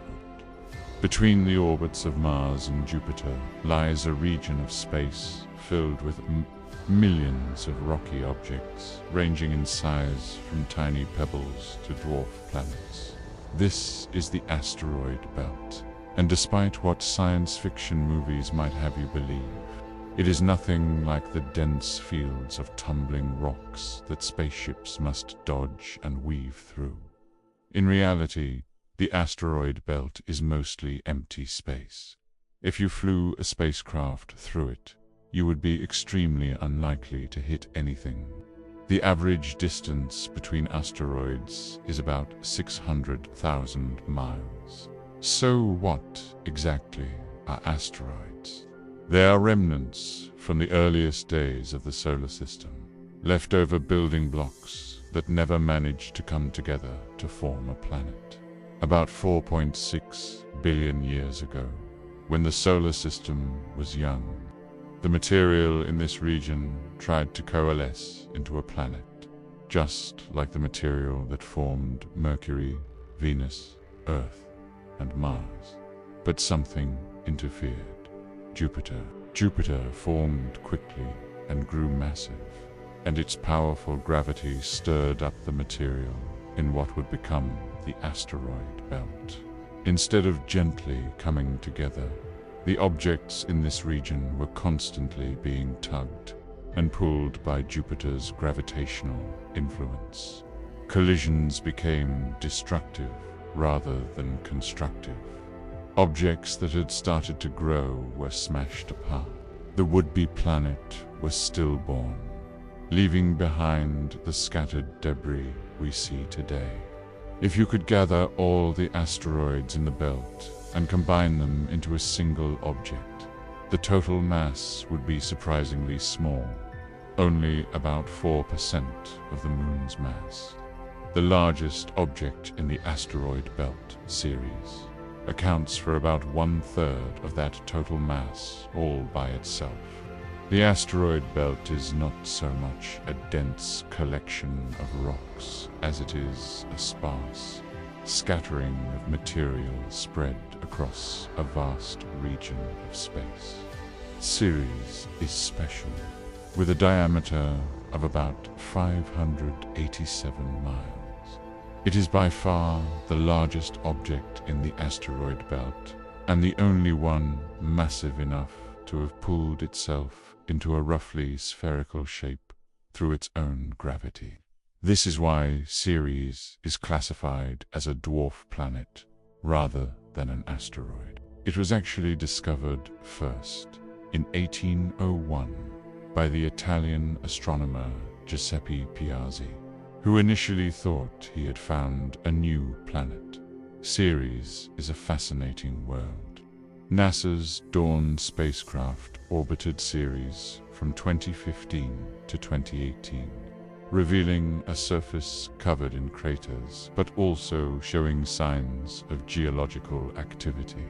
The most striking feature is a crater, which contains bright spots that puzzled scientists when they were first observed. We now know these bright spots are deposits of sodium carbonate, a type of salt that were brought to the surface by volcanism. Volcanic activity involving water and ice rather than molten rock. This discovery was exciting because it suggests that Ceres has, or had, liquid water beneath its surface. Scientists believe Ceres may have a subsurface ocean of salty water that occasionally erupts onto the surface through cracks in the ice. This makes Ceres a potential target in the search for life beyond Earth, though any life there would have to survive in extremely cold, salty conditions. Ceres also has a thin, transient atmosphere that appears when the sun heats water ice on the surface, causing it to sublimate into vapor. This atmosphere is too thin and temporary to be significant, but it adds to the picture of Ceres as a geologically active body rather than a dead rock. After Ceres, the next largest asteroid is Vesta, with a diameter of about 326 miles. Vesta is different from Ceres in almost every way. While Ceres is made of rock and ice, Vesta is a rocky body that was once hot enough to differentiate, meaning its interior separated into a metal core, rocky mantle, and crust, similar to the terrestrial planets. Vesta has a dramatic feature on its south pole, an enormous impact basin called Rheosphera, about 310 miles across and about 12 miles deep. The collision that created this basin was so violent that it blasted about 1% of Vesta's total mass into space. Many of those fragments eventually made their way to Earth as meteorites. In fact, scientists can identify meteorites that came from Vesta based on their unique composition. These meteorites, called head meteorites, give us actual samples of Vesta to study in laboratories. The Dawn spacecraft also visited Vesta before continuing on to Ceres, spending 14 months in orbit from 2011 to 2012. The images revealed a battered world covered in craters, grooves, and troughs, showing the violent history of impacts that have shaped the asteroid belt over billions of years. Beyond Ceres and Vesta, there are hundreds of thousands of known asteroids, and probably millions more that have not been discovered. Some are ancient and primitive, containing materials unchanged since the solar system's formation. Others are fragments of larger bodies that have been broken apart by collisions. Some are metallic, composed almost entirely of iron and nickel, representing the cores of differentiated bodies that were shattered. These metallic asteroids could someday be valuable targets for mining. Not all asteroids stay neatly in the asteroid belt. Gravitational interactions with Jupiter and other planets can nudge asteroids into new orbits, sometimes sending them into the inner solar system, where they can cross Earth's orbit. These are called near-Earth asteroids, and they represent both a potential resource and a potential threat. As of 2024, more than 34,000 near-Earth asteroids have been discovered, with new ones being found regularly. Most are small and pose no danger, but some are large enough to cause significant damage if they struck Earth. An asteroid about 65 feet across exploded over Chelyabinsk, Russia, in 2013, creating a shockwave that injured about 1,500 people and damaged thousands of buildings. The asteroid that contributed to the extinction of the dinosaurs 66 million years ago was about 6 miles across. Scientists are working hard to identify and track potentially hazardous asteroids. The goal is to find them years or decades before any potential impact, giving humanity time to respond. In 2022, NASA's DART mission successfully demonstrated that we could deflect an asteroid by crashing a spacecraft into it. The impact changed the orbit of the small moon Dimorphos around the asteroid Didymos, proving that kinetic impact is a viable deflection technique. Asteroids are also being considered as targets for resource extraction.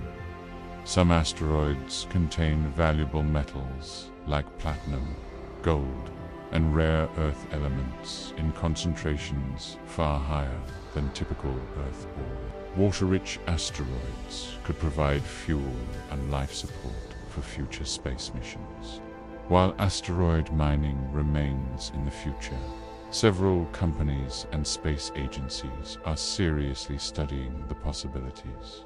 The asteroid belt, then, is not just a barrier to cross, but a region of scientific interest and potential economic value. It is a time capsule from the birth of the solar system, and a reminder that space is not empty, but filled with countless objects, large and small, each with its own story to tell. Now let us continue outward to the first and largest of the giant planets. If the Sun is the heart of the solar system, Jupiter is its muscle. Named after the king of the Roman gods, Jupiter is by far the largest planet, a colossal ball of gas that contains more mass than all the other planets combined, more than twice as much, in fact. Jupiter is so massive that it is almost a star that failed. If it had been about 80 times more massive, nuclear fusion would have ignited in its core, and we would have lived in a binary star system. Jupiter is about 86,881 miles in diameter, more than 11 times wider than Earth. You could fit about 1,300 Earths inside Jupiter. Its mass is about 318 times Earth's mass. which means Jupiter has about 2.5 times more mass than all the other planets in the solar system put together. Despite its enormous size, Jupiter rotates incredibly fast. A day on Jupiter is only about 9 hours and 56 minutes long, the shortest day of any planet in the solar system. This rapid rotation causes Jupiter to bulge noticeably at its equator. The planet is about 7% wider at the equator than at the poles. Jupiter orbits the Sun at an average distance of about 484 million miles, about 5 times farther than Earth. It takes Jupiter about 12 Earth years to complete one orbit. From Jupiter, the Sun appears about 1/25 as bright as it does from Earth.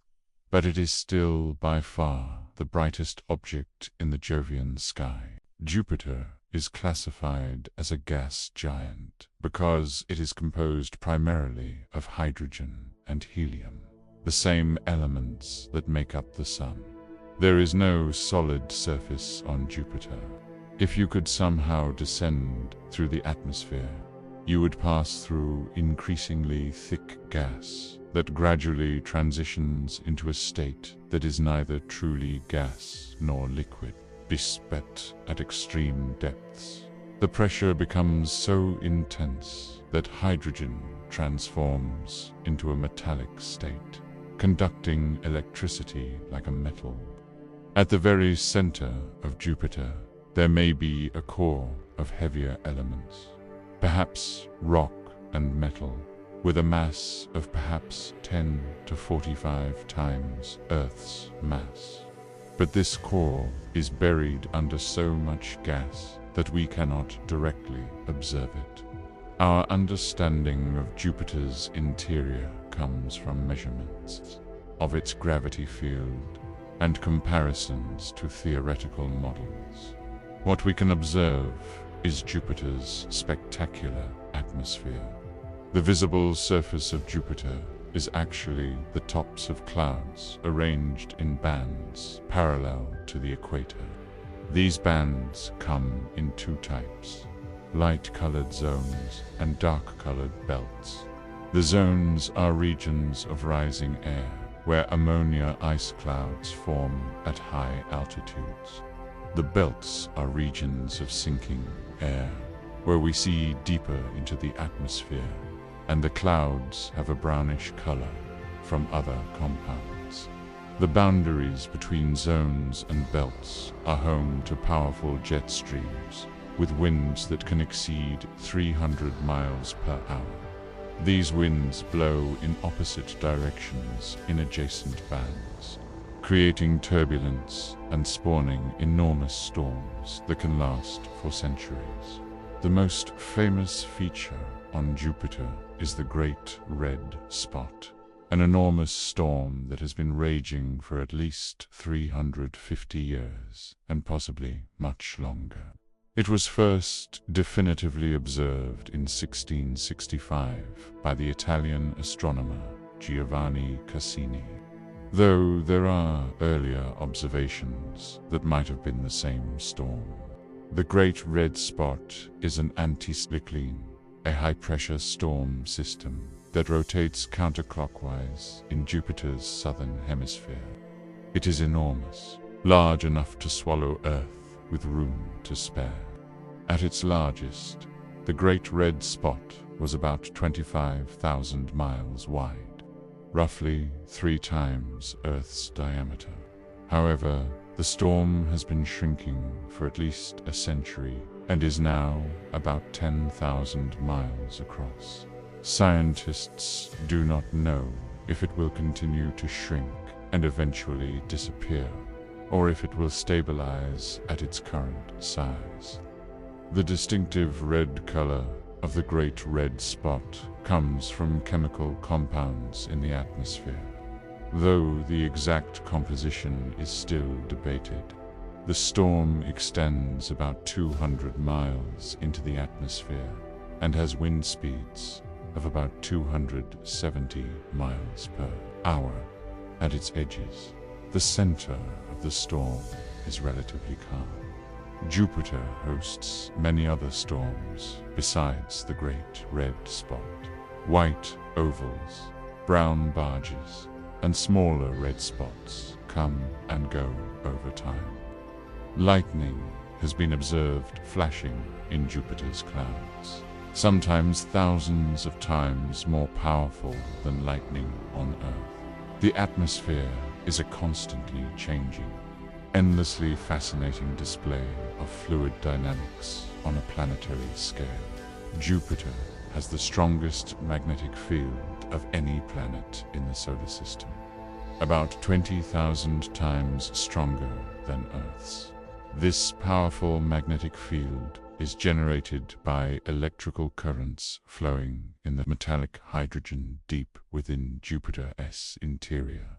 The field extends millions of miles into space, creating an enormous magnetosphere that would appear larger than the full moon if we could see it from Earth. Jupiter's magnetosphere traps charged particles from the solar wind and from volcanic eruptions on its moon, Io, creating intense radiation belts.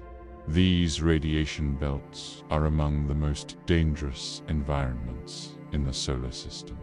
A human standing on one of Jupiter's inner moons without protection would receive a lethal dose of radiation in minutes. Spacecraft that venture close to Jupiter must be specially shielded, and their electronics are still at risk of damage. The interaction between Jupiter's magnetic field and its moons creates some interesting phenomena. Charged particles from Io's volcanoes become trapped in the magnetic field and form a donut-shaped ring of plasma around Jupiter, called the Io plasma torus. Electrical currents flow between Jupiter and Io, generating about 2 trillion watts of power. Jupiter also has auroras, similar to Earth's northern and southern lights, but much more powerful and permanent, visible in ultraviolet and X-ray wavelengths. Saturn is famous for its rings, but Jupiter has rings too, though they are much fainter and were not discovered until 1979, when the Voyager 1 spacecraft flew past. Jupiter's rings are composed mainly of small, dark particles knocked off the surfaces of Jupiter's inner moons by micrometeorite impacts. The ring system has 4 main components. The halo ring is a thick, faint torus of particles closest to Jupiter. The main ring is a thin, relatively bright band, about 4,000 miles wide. The gossamer rings are 2 extremely faint rings that extend outward, fed by material from the moons Amalthea and Thebe. Unlike Saturn's icy rings, Jupiter's rings are made of rocky silicate particles that do not reflect light well, which is why they are so hard to see. Jupiter has at least 95 known moons, more than any other planet. But 4 of these moons stand out as worlds in their own right: Io, Europa, Ganymede, and Callisto. These are the Galilean moons, named after Galileo Galilei, who discovered them in 1610 using one of the first astronomical telescopes. They were among the first objects found to orbit something other than Earth, providing key evidence that not everything in the universe revolves around our planet. The Galilean moons are fascinating and diverse. Each one is larger than Pluto, and Ganymede is even larger than Mercury. Together, they represent some of the most promising places to search for life beyond Earth. If there is one image that captures the beauty and wonder of the solar system, it is Saturn and its rings. No other planet looks quite like Saturn. Those glorious rings, visible even through a small telescope, have inspired awe and curiosity since Galileo first glimpsed them in 1610. Though his primitive telescope could not resolve them clearly, and he thought they might be handles or ears on the sides of the planet. Saturn is the sixth planet from the Sun and the second largest after Jupiter. It has a diameter of about 72,365 miles, about 9.5 times Earth's diameter. Despite its size, Saturn is the least dense planet in the solar system. Its average density is only about 69% that of water, which means that if you could find a bathtub big enough, Saturn would float in it. Like Jupiter, Saturn is a gas giant composed primarily of hydrogen and helium. It rotates quickly, completing one day in about 10 hours and 42 minutes, causing it to bulge noticeably at the equator. Saturn orbits the Sun at an average distance of about 892 million miles, nearly twice as far as Jupiter. A year on Saturn is equivalent to about 29.5 Earth years. Saturn's rings are one of the most beautiful sights in the solar system, but they are also surprisingly thin and delicate. The ring system extends from about 4,200 miles above Saturn's cloud tops to about 50,000 miles out, but they are typically only about 30 feet thick. If you made a scale model with the rings the diameter of a football field, they would be about as thick as a sheet of paper. The rings are composed of countless particles, mostly water ice with some rocky impurities. These particles range in size from tiny grains to chunks as large as houses, though most are between a centimeter and 10 meters across.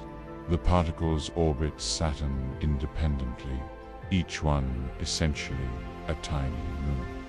They collide frequently, keeping the ring system in a state of constant change. From a distance, the rings appear solid and continuous, but they are actually divided into thousands of individual ringlets separated by gaps. The major divisions are lettered in the order they were discovered. The A ring, B ring, and C ring were identified by early observers. The D ring is a faint innermost ring. The F ring is a narrow outer ring with complex structure. The G and E rings are extremely faint and diffuse. The largest gap in the rings is the Cassini division, named after the astronomer Giovanni Cassini, who discovered it in 1675. This gap is about 3,000 miles wide and is caused by the gravitational influence of Saturn's moon. Mimas. Particles in the Cassini division would orbit Saturn in exactly half the time it takes Mimas to orbit, creating a gravitational resonance that clears out material. One of the most surprising discoveries about Saturn's rings is that they might be relatively young, perhaps only 100 million to 400 million years old. This is based on their brightness.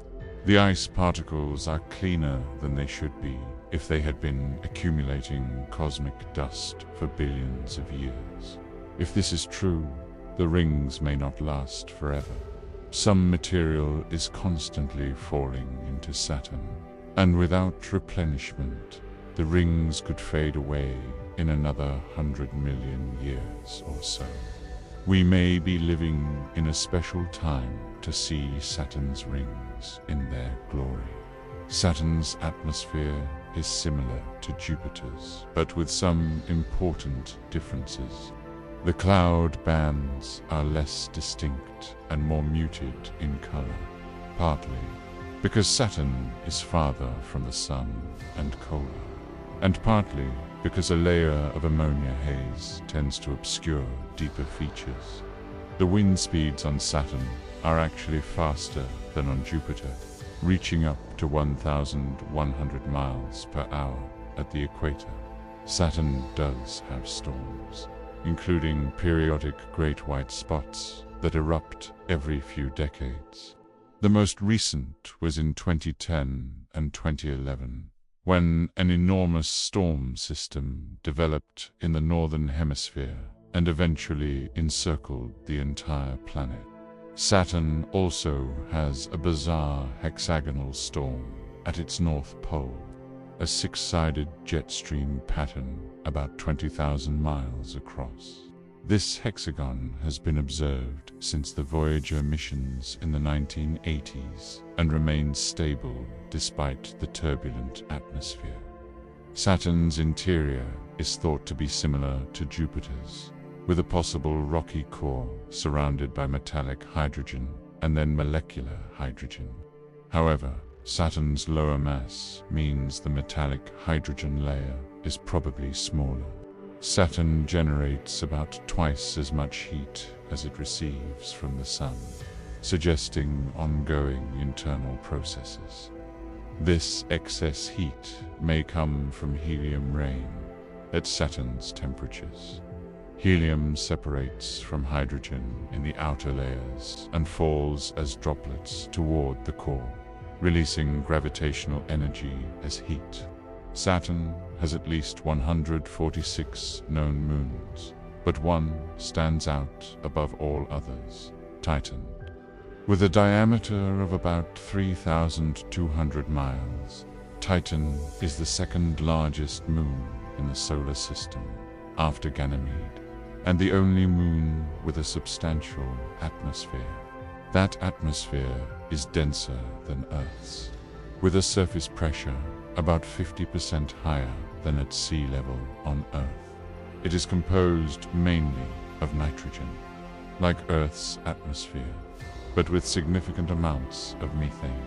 Titan's atmosphere hides its surface from view in visible light, giving the moon a featureless orange appearance. But radar and infrared observations have revealed a complex and fascinating world below. Titan has lakes and seas of liquid methane and ethane, making it the only body in the solar system other than Earth known to have stable liquid on its surface. The largest sea, Kraken Mare, is larger than the Caspian Sea on Earth. Titan has weather, with methane rain falling from methane clouds. It has rivers and channels carved by flowing liquid. It has dunes made of organic particles that have settled from the atmosphere. It has mountains, craters, and possibly cryovolcanoes that erupt water and ammonia instead of molten rock. In many ways, Titan is more Earth-like than any other world in the solar system, just with methane playing the role of water at temperatures around -290 degrees Fahrenheit. The Cassini spacecraft carried a probe called Huygens that was released to descend through Titan's atmosphere in January 2005. Huygens spent about 2.5 hours descending through the thick orange haze, taking measurements and photographs. It landed on the surface and continued operating for about 90 minutes, revealing a landscape of rounded pebbles, possibly made of water ice, on a surface moistened by liquid methane. Could life exist on Titan? The extreme cold makes water-based life impossible. But some scientists have speculated about exotic forms of life that might use liquid methane as a solvent instead of water. Titan's complex organic chemistry, with molecules raining down from the atmosphere and pooling in lakes, creates conditions that might allow unusual biochemistry to develop. NASA's Dragonfly mission, planned for launch in 2028, will send a drone to Titan to explore its surface and search for signs of prebiotic chemistry or even life. Titan may be Saturn's largest moon, but a much smaller moon has become equally exciting for astrobiology. Enceladus is only about 313 miles in diameter, small enough to fit comfortably within the borders of Arizona. But this tiny moon harbors an incredible secret. It is shooting geysers of water into space from a subsurface ocean. The discovery came from the Cassini spacecraft in 2005, when it observed plumes of ice particles and water vapor erupting from tiger stripe fractures near Enceladus' south pole. These plumes reach hundreds of miles into space and are the source of Saturn's E-ring, the faint outermost ring. Cassini flew through the plumes multiple times, analyzing their composition. It found not just water, but also salt, silica particles, and organic molecules, including methane, carbon dioxide, and ammonia. The salt suggests the ocean is in contact with rock. The silica particles suggest hydrothermal activity on the ocean floor, where hot water interacts with rock at temperatures above 200 degrees Fahrenheit. Earth hydrothermal vents support rich ecosystems that thrive without sunlight. In 2017, Cassini detected molecular hydrogen in the plumes. Hydrogen is produced by reactions between hot water and rock, and on Earth, hydrogen is a food source for some microorganisms. This discovery means that Enceladus has the key ingredients for life: liquid water, a source of energy, and the necessary chemical elements. Enceladus is remarkable because it offers the easiest access to an alien ocean. We do not need to drill through miles of ice. We can simply fly through the plumes and sample the ocean directly. Future missions could search for signs of life in those plumes, looking for complex organic molecules, unusual isotope ratios, or even microbial cells. Enceladus may be the best place in the solar system to find life beyond Earth, beyond Titan and Enceladus. Saturn has many other interesting moons.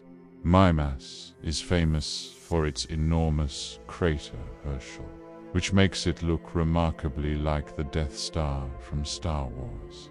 Iapetus has a striking two-toned appearance, with one hemisphere bright white and the other dark as coal, possibly caused by swept-up material from other moons. Hyperion is an irregularly shaped moon with a sponge-like appearance due to its porous surface. Phoebe is a captured object from the outer solar system that orbits in the opposite direction from most of Saturn's moons. Some of Saturn's small moons interact with the rings in fascinating ways. Pan and Daphnis orbit within gaps in the rings, and their gravity creates waves and edges in the ring material. Prometheus and Pandora are shepherd moons that confine the narrow F-ring between them.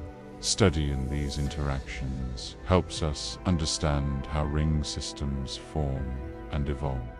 Saturn has been visited by 4 spacecraft. Pioneer 11 was first, flying past in 1979. Voyager 1 and 2 followed in 1980 and 1981, returning detailed images of the planet, rings, and moons, and discovering new moons and ring features. The most comprehensive exploration came from Cassini, which orbited Saturn for 13 years, from 2004 to 2017. Cassini transformed our understanding of the Saturn system, studying the planet's atmosphere, discovering new moons, observing seasonal changes, and making countless close flybys of Titan, Enceladus, and other moons. When Cassini ran low on fuel in 2017, NASA chose to end the mission by plunging the spacecraft into Saturn's atmosphere.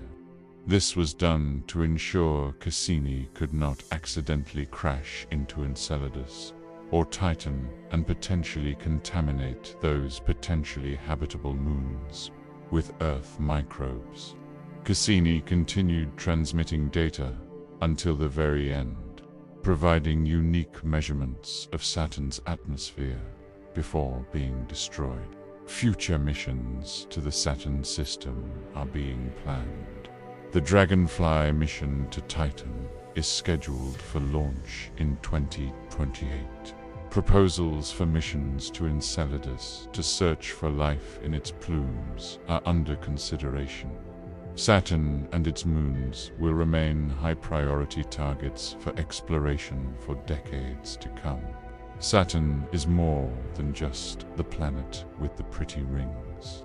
It is a complex system of worlds, from the hydrocarbon lakes of Titan to the icy geysers of Enceladus, to the countless particles dancing in the rings.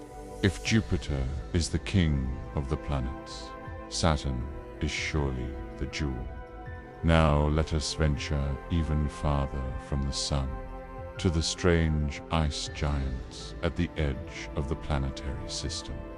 Beyond Saturn, we enter a region of the solar system that was unknown to ancient astronomers. Uranus is so far away and so faint that it was not discovered until 1781, when the astronomer William Herschel spotted it through his telescope. At first, Herschel thought he had found a comet, but further observations revealed it was a new planet, the first discovered in recorded history. Uranus orbits the Sun at an average distance of about 1.8 billion miles, roughly twice as far as Saturn and 19 times farther than Earth. A year on Uranus is equivalent to 84 Earth years. The Sun appears so dim from Uranus that even at noon, the light level is similar to twilight on Earth. Uranus and Neptune are classified as ice giants, a different category from the gas giants Jupiter and Saturn. While all four outer planets are composed mainly of hydrogen and helium, Uranus and Neptune have much higher proportions of heavier elements like oxygen, carbon, and nitrogen, mostly in the form of water, methane, and ammonia ices. The term ice is used loosely here, at the extreme pressures inside these planets. These materials exist in exotic, high-pressure states, not frozen solid like ice cubes. Uranus has a diameter of about 31,518 miles, about 4 times Earth's diameter. It is the third largest planet by diameter, but only the fourth largest by mass, reflecting its lower overall density compared to Neptune. If you could stand on Uranus's cloud tops, gravity would be about 90% of Earth's surface gravity, similar to what you would experience at sea level on Earth. The most striking feature of Uranus is its extreme axial tilt. While most planets rotate with their axis roughly perpendicular to their orbital plane, Uranus is tilted about 98 degrees. This means Uranus essentially rolls around the Sun on its side. Its poles take turns pointing almost directly at the Sun, creating extreme seasons unlike anything else in the solar system. During the Uranian summer, One pole experiences continuous daylight for about 21 Earth years, while the opposite pole experiences continuous darkness. Then the planet moves to the other side of its orbit, and the situation reverses. At the equinoxes, the sun passes overhead at the equator, and day and night cycle more normally. The most recent equinox was in 2007. Why is Uranus tilted so dramatically? The most likely explanation is a giant impact early in the planet's history. A massive object, perhaps several times Earth's mass, could have struck Uranus and knocked it onto its side. This collision might also explain some of the unusual properties of Uranus's moons and ring system. When Voyager 2 flew past Uranus in 1986, it found a surprisingly bland world. Unlike Jupiter and Saturn with their dramatic storms and cloud bands, Uranus appeared almost featureless. A pale blue-green ball with barely any visible detail. This was disappointing after the spectacular imagery from Jupiter and Saturn. The blue-green color of Uranus comes from methane in the upper atmosphere. Methane absorbs red light and reflects blue and green, giving the planet its distinctive hue. But the lack of visible features was puzzling. Where were the storms and bands? Part of the answer may be that Voyager 2 arrived during Uranus's southern summer solstice, when one pole was pointing directly at the sun. This unusual geometry might have suppressed the normal atmospheric circulation. Observations made since then, as Uranus has moved toward its equinox, have revealed more atmospheric activity, including clouds, storms, and a dark spot similar to Neptune's Great Dark Spot. Another factor may be that Uranus generates very little internal heat compared to the other giant planets. Jupiter, Saturn, and Neptune all radiate significantly more energy than they receive from the Sun, indicating ongoing internal processes. Uranus radiates almost no excess heat, suggesting its interior may be relatively static, or that something is preventing heat from escaping. This could be related to the ancient impact that tilted the planet, which may have disrupted normal internal convection. Uranus has a system of narrow, dark rings, discovered in 1977, when astronomers observed Uranus pass in front of a star. The star blinked on and off several times before and after being blocked by the planet, revealing the presence of rings.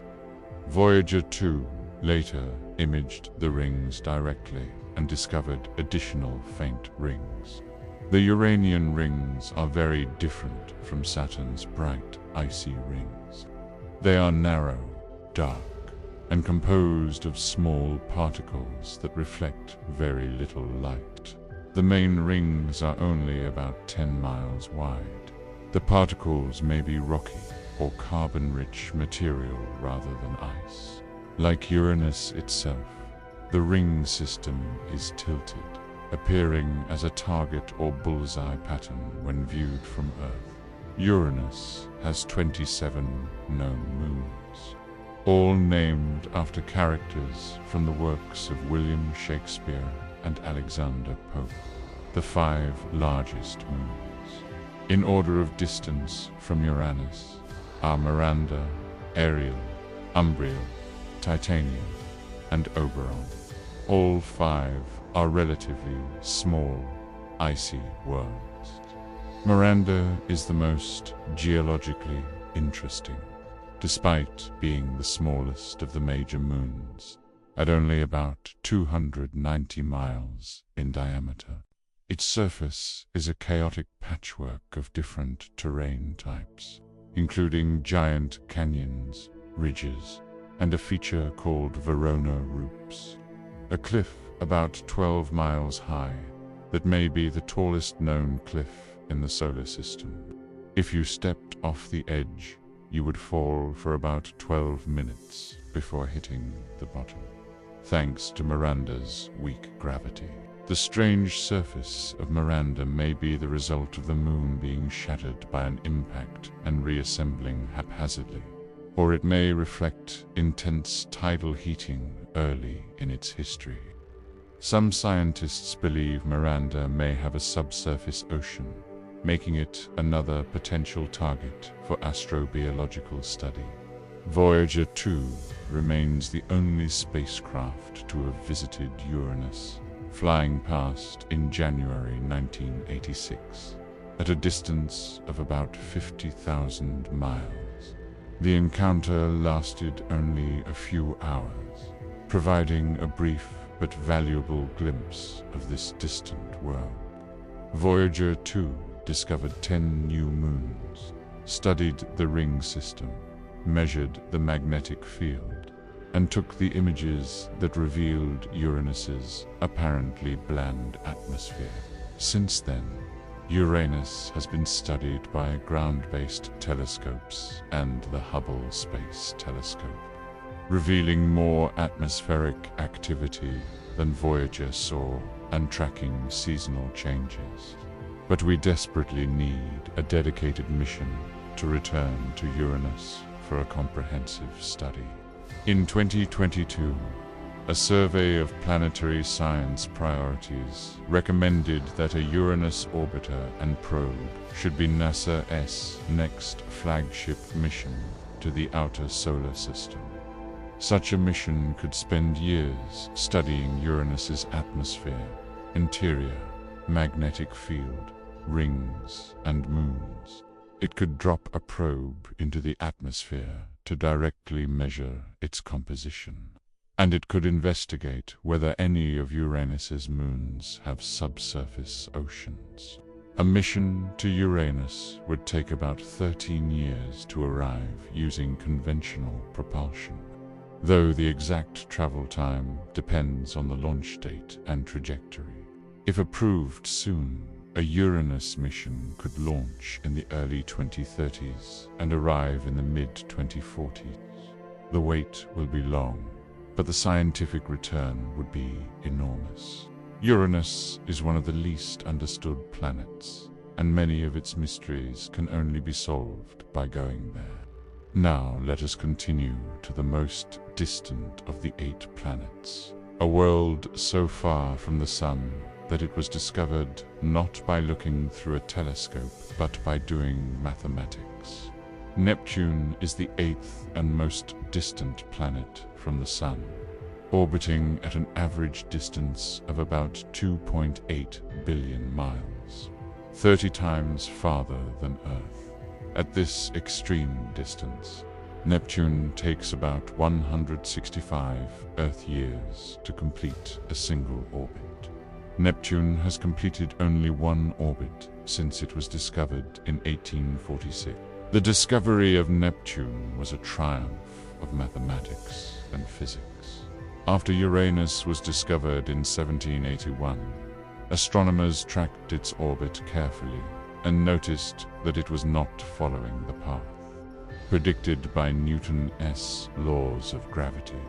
Something was tugging on Uranus, perturbing its orbit.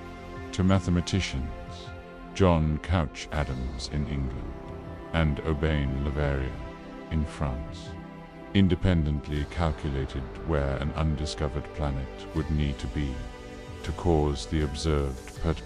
In 1846, German astronomer Johann Galle pointed his telescope at the location Le Verrier had predicted and found Neptune within 1 degree of the calculated position. Neptune is similar in size and composition to Uranus. It has a diameter of about 30,599 miles, slightly smaller than Uranus, but it is actually more massive, making it denser. Like Uranus, Neptune is an ice giant with a thick atmosphere of hydrogen, helium, and methane above a mantle of water. Ammonia and methane in exotic high-pressure states. Unlike the bland appearance of Uranus, Neptune is a dynamic world with visible atmospheric features. When Voyager 2 flew past in 1989, it revealed a deep blue planet marked with white clouds and dark storms. The most prominent feature was the Great Dark Spot, an anticyclonic storm similar to Jupiter's Great Red Spot, but located in the southern hemisphere. The Great Dark Spot was about the size of Earth.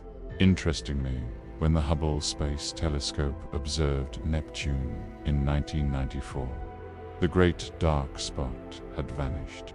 Other dark spots have appeared and disappeared since then, suggesting that Neptune's storms are shorter-lived than Jupiter's Great Red Spot. Scientists do not fully understand why Neptune's atmosphere is so much more active than Uranus's, despite both planets being similar in size and composition. Neptune's deep blue color, more intense than Uranus's blue-green, is partly due to methane, but may also involve another, unknown compound that absorbs red light more strongly. The nature of this compound is still being investigated. The most surprising aspect of Neptune's atmosphere is its wind speeds. Neptune has the fastest winds in the solar system, reaching up to 1,300 miles per hour in places.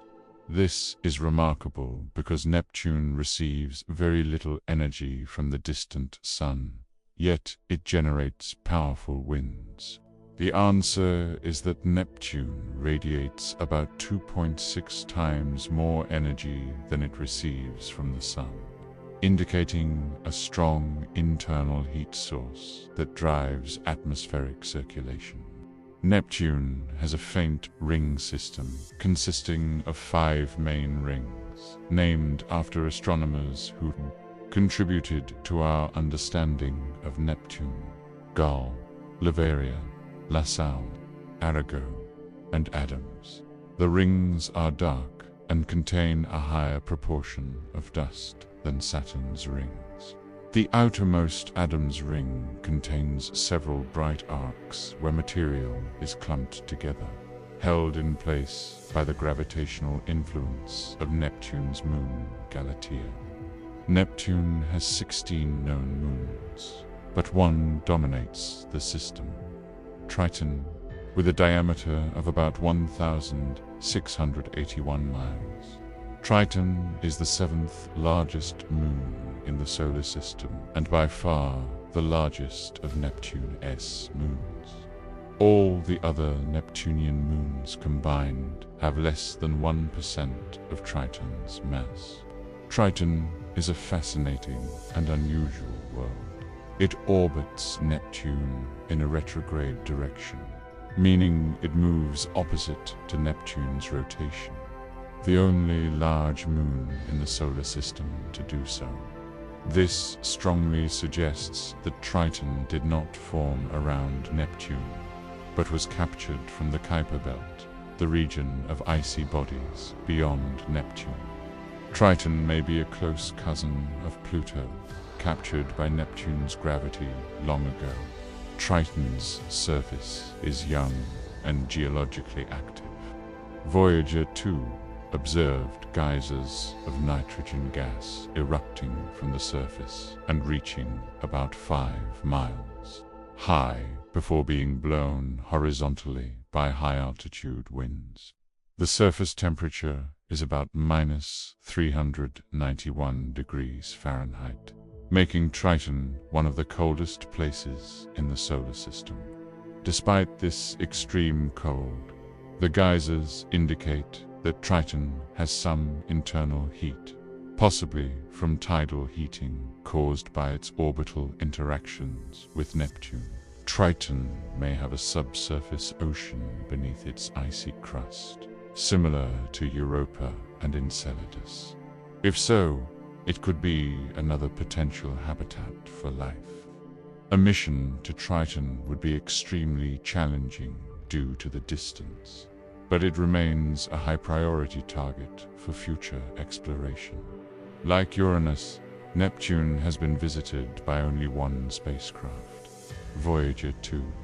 The spacecraft flew past Neptune in August 1989, exactly 12 years after its launch. Voyager 2 came within about 3,000 miles of Neptune's cloud tops and about 25,000 miles of Triton, returning spectacular images and data that remain our best views of the Neptune system.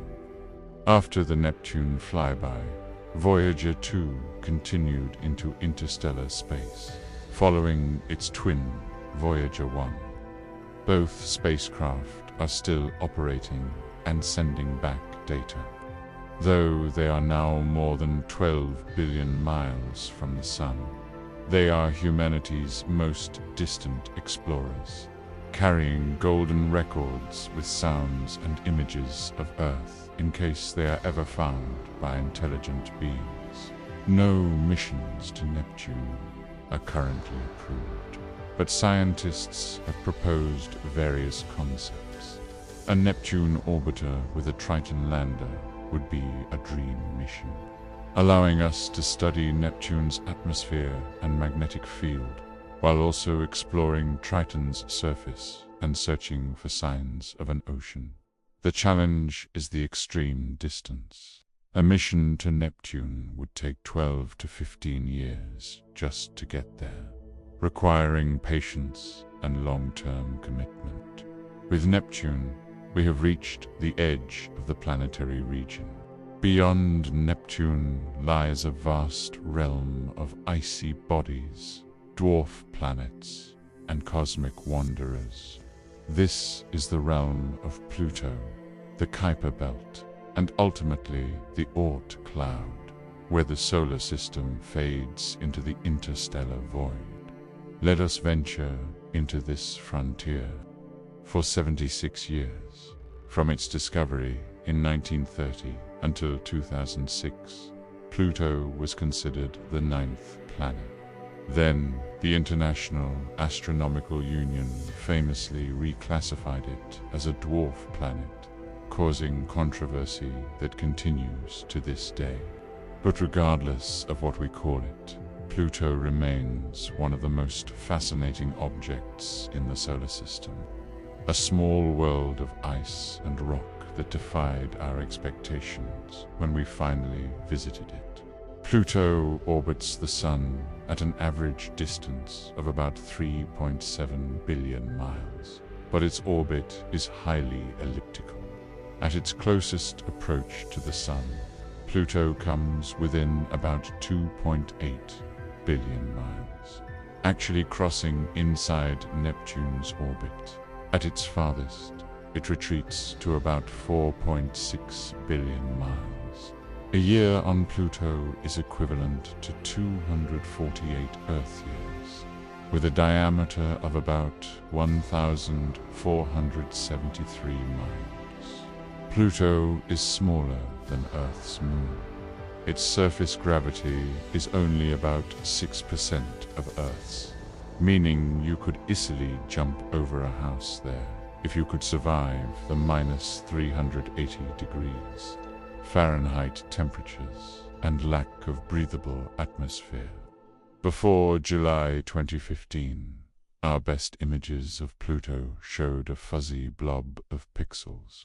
We knew it had a moon called Charon, discovered in 1978, and that its surface varied in brightness, but details were impossible to make out.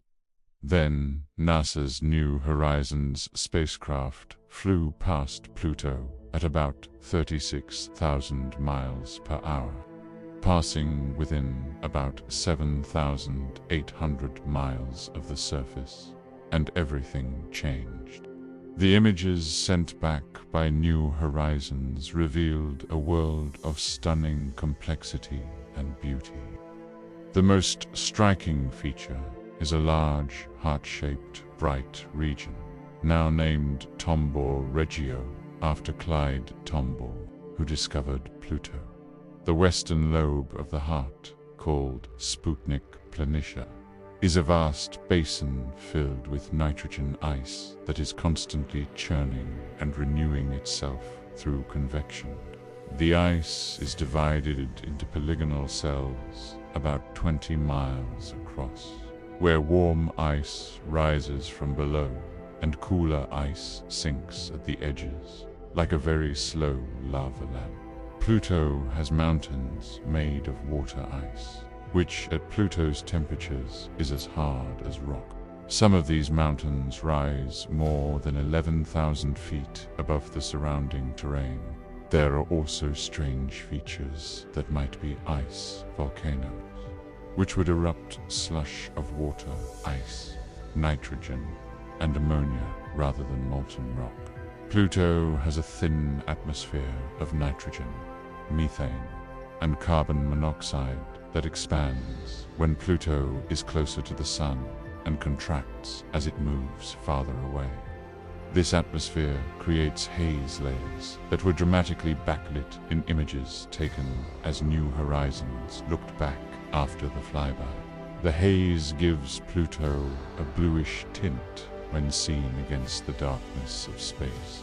Perhaps most surprisingly, Pluto may have a subsurface ocean of liquid water beneath its icy crust.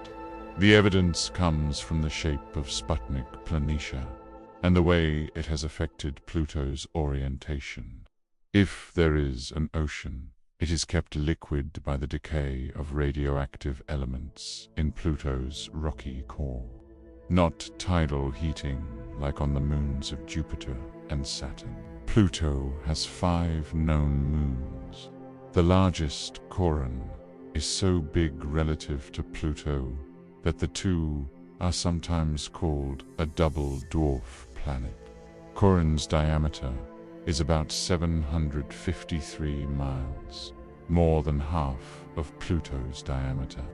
The center of mass of the Pluto-Charon system lies outside Pluto's surface, in the space between them, so both bodies orbit this common center. Charon is fascinating in its own right. New Horizons revealed a world with a large reddish polar cap, possibly made of organic compounds called tholins, that formed when methane from Pluto's atmosphere was deposited on Charon's surface and transformed by ultraviolet radiation. Charon has a massive canyon system called Charon's Chasma that stretches across its equator, suggesting the Moon experienced dramatic geological activity in its past. Plutos for smaller moons, Nix, Hydra, Kerberos, and Styx, are tiny and irregularly shaped. They tumble chaotically as they orbit, their orientations affected by the complex gravitational interactions of the Pluto-Charon system. These small moons were probably formed from debris ejected by the same giant impact that created Charon. Pluto is not alone in its distant realm.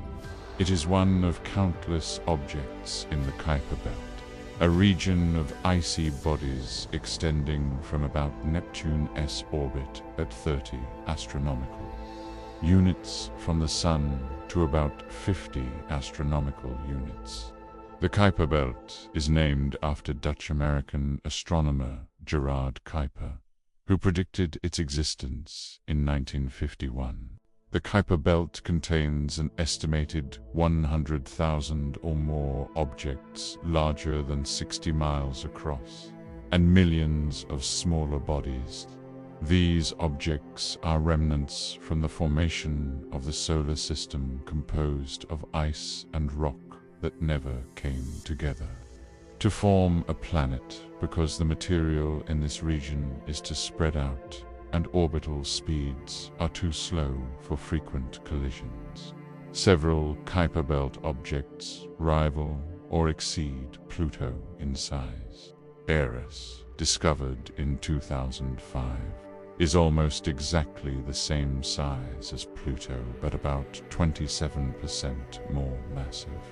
It was the discovery of Eris that led to the reclassification of Pluto as a dwarf planet, since astronomers realized there might be many Pluto-sized objects in the Kuiper Belt.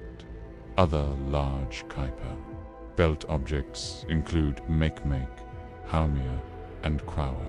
Haumea is particularly interesting because it rotates so fast, once every 4 hours, that it has been stretched into an elongated shape like a squished football. It also has 2 small moons and a ring, making it one of the smallest objects known to have a ring system. New Horizons continued beyond Pluto and flew past a Kuiper Belt object named Arakoth in January 2019. Arakoth is a contact binary to roughly spherical objects stuck together in a snowman shape. It is about 22 miles long and represents the most primitive and pristine object ever explored by a spacecraft, a frozen relic from the birth of the solar system. The Kuiper Belt is one of the sources of the comets that occasionally grace our skies. Comets are icy bodies that develop spectacular tails when they pass close to the sun. The heat vaporizes surface ice, releasing gas and dust that form a glowing cloud called a coma around the comet's nucleus, and streaming tails that can extend for millions of miles. Comets have 2 types of tails. The dust tail is made of small particles pushed away from the comet by the pressure of sunlight. It typically curves gently as the particles follow their own orbits around the sun. The ion tail is made of gas that has been ionized by solar radiation and is pushed directly away from the sun by the solar wind. The ion tail always points straight away from the sun, regardless of the comet's direction of motion. Short-period comets, those with orbital periods of less than 200 years, mostly come from the Kuiper Belt. They were nudged into the inner solar system by gravitational interactions with Neptune. The most famous short-period comet is Halley's Comet, which returns every 75 to 79 years. It was last visible from Earth in 1986 and will return in 2061. Several spacecraft have visited comets. The European Space Agency's Rosetta mission orbited Comet 67P Churyumov-Gerasimenko for 2 years and deployed a lander called Philae onto its surface in 2014. NASA's Stardust mission collected dust from Comet Wild 2 and returned it to Earth for analysis. These missions have revealed that comets contain complex organic molecules and may have delivered water and the building blocks of life to the early Earth. Beyond the Kuiper Belt lies an even more distant and mysterious region, the Oort cloud, named after Dutch astronomer Jan Oort, who proposed its existence in 1950. The Oort cloud is a theoretical shell of icy objects surrounding the solar system at distances ranging from about 2,000 to 100,000 astronomical units from the Sun. At its outer edge, the Oort cloud extends about 1/4 of the way to the nearest star. No spacecraft has ever visited the Oort cloud, and no individual object in it has ever been directly observed. We know it must exist because of long-period comets, those with orbital periods greater than 200 years. These comets come from all directions, not just from the plane of the solar system like short-period comets. Their orbits are so elongated that they spend most of their time in the extreme outer reaches of the solar system, only occasionally falling inward toward the Sun. The Oort cloud is thought to contain trillions of icy objects, making it by far the largest reservoir of material in the solar system by volume, though the total mass is probably only a few times Earth's mass spread across an enormous sphere. These objects are so far from the Sun that they are only loosely bound by its gravity. A passing star, or the gravitational tide of the Milky Way galaxy, can nudge Oort cloud objects onto new trajectories, sometimes sending them plunging toward the inner solar system as long-period comets. The objects in the Oort cloud probably formed much closer to the Sun, in the region where the giant planets formed, and were scattered outward by gravitational interactions with Jupiter, Saturn, Uranus, and Neptune. They have been preserved in the deep freeze of the outer solar system for billions of years, making them time capsules from the solar system's formation. The Oort cloud marks the true edge of the solar system, the boundary beyond which the Sun's gravity no longer dominates. Beyond the Oort cloud is interstellar space, the vast emptiness between the stars. It would take Voyager 1, currently the most distant human-made object, about 300 years to reach the inner edge of the Oort cloud, and about 30,000 years to pass through it. And so we come to the end of our tour.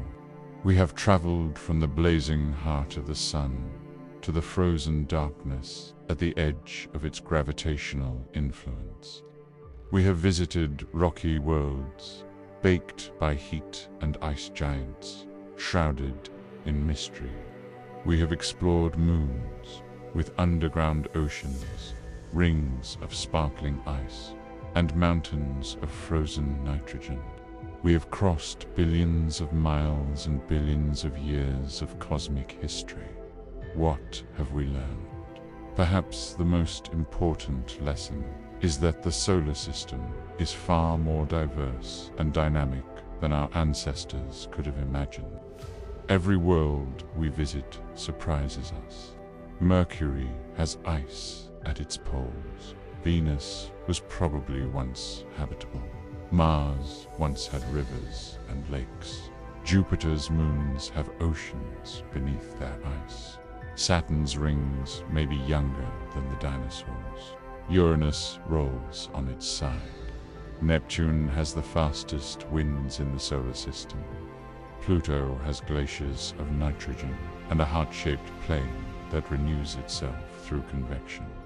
We have also learned that the conditions for life may be more common than we thought. Liquid water, once thought to be unique to Earth, now appears to exist beneath the surfaces of multiple moons. Organic molecules, the building blocks of life, are found throughout the solar system, in comets, on moons, even in the clouds of distant gas giants. If life can arise anywhere that conditions permit, it might exist in many places we have yet to explore. The exploration of the solar system has just begun. In the coming decades, new missions will visit the moons of Jupiter and Saturn to search for life. Astronauts will walk on Mars, establishing the first human presence on another planet. Spacecraft will return samples from asteroids, comets, and possibly even the surface of Venus. And perhaps, if we are bold and patient enough, we will send probes to the outer planets, the Kuiper Belt, and beyond.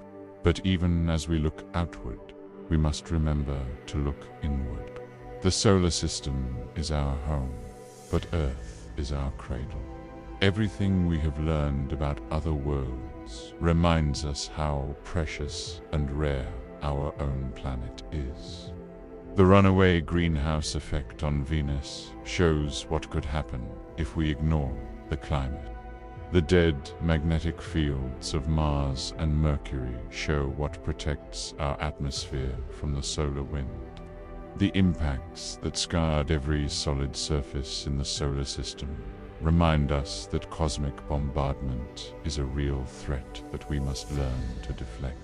The solar system is not just a collection of distant objects to be studied. It is our neighborhood, our context, our origin story.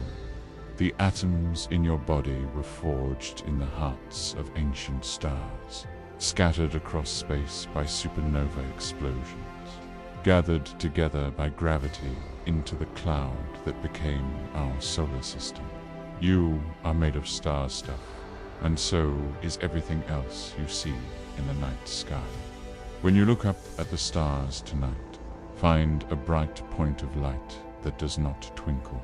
It might be Jupiter, king of the planets, or Saturn with its glorious rings, or Venus, our brilliant evening star.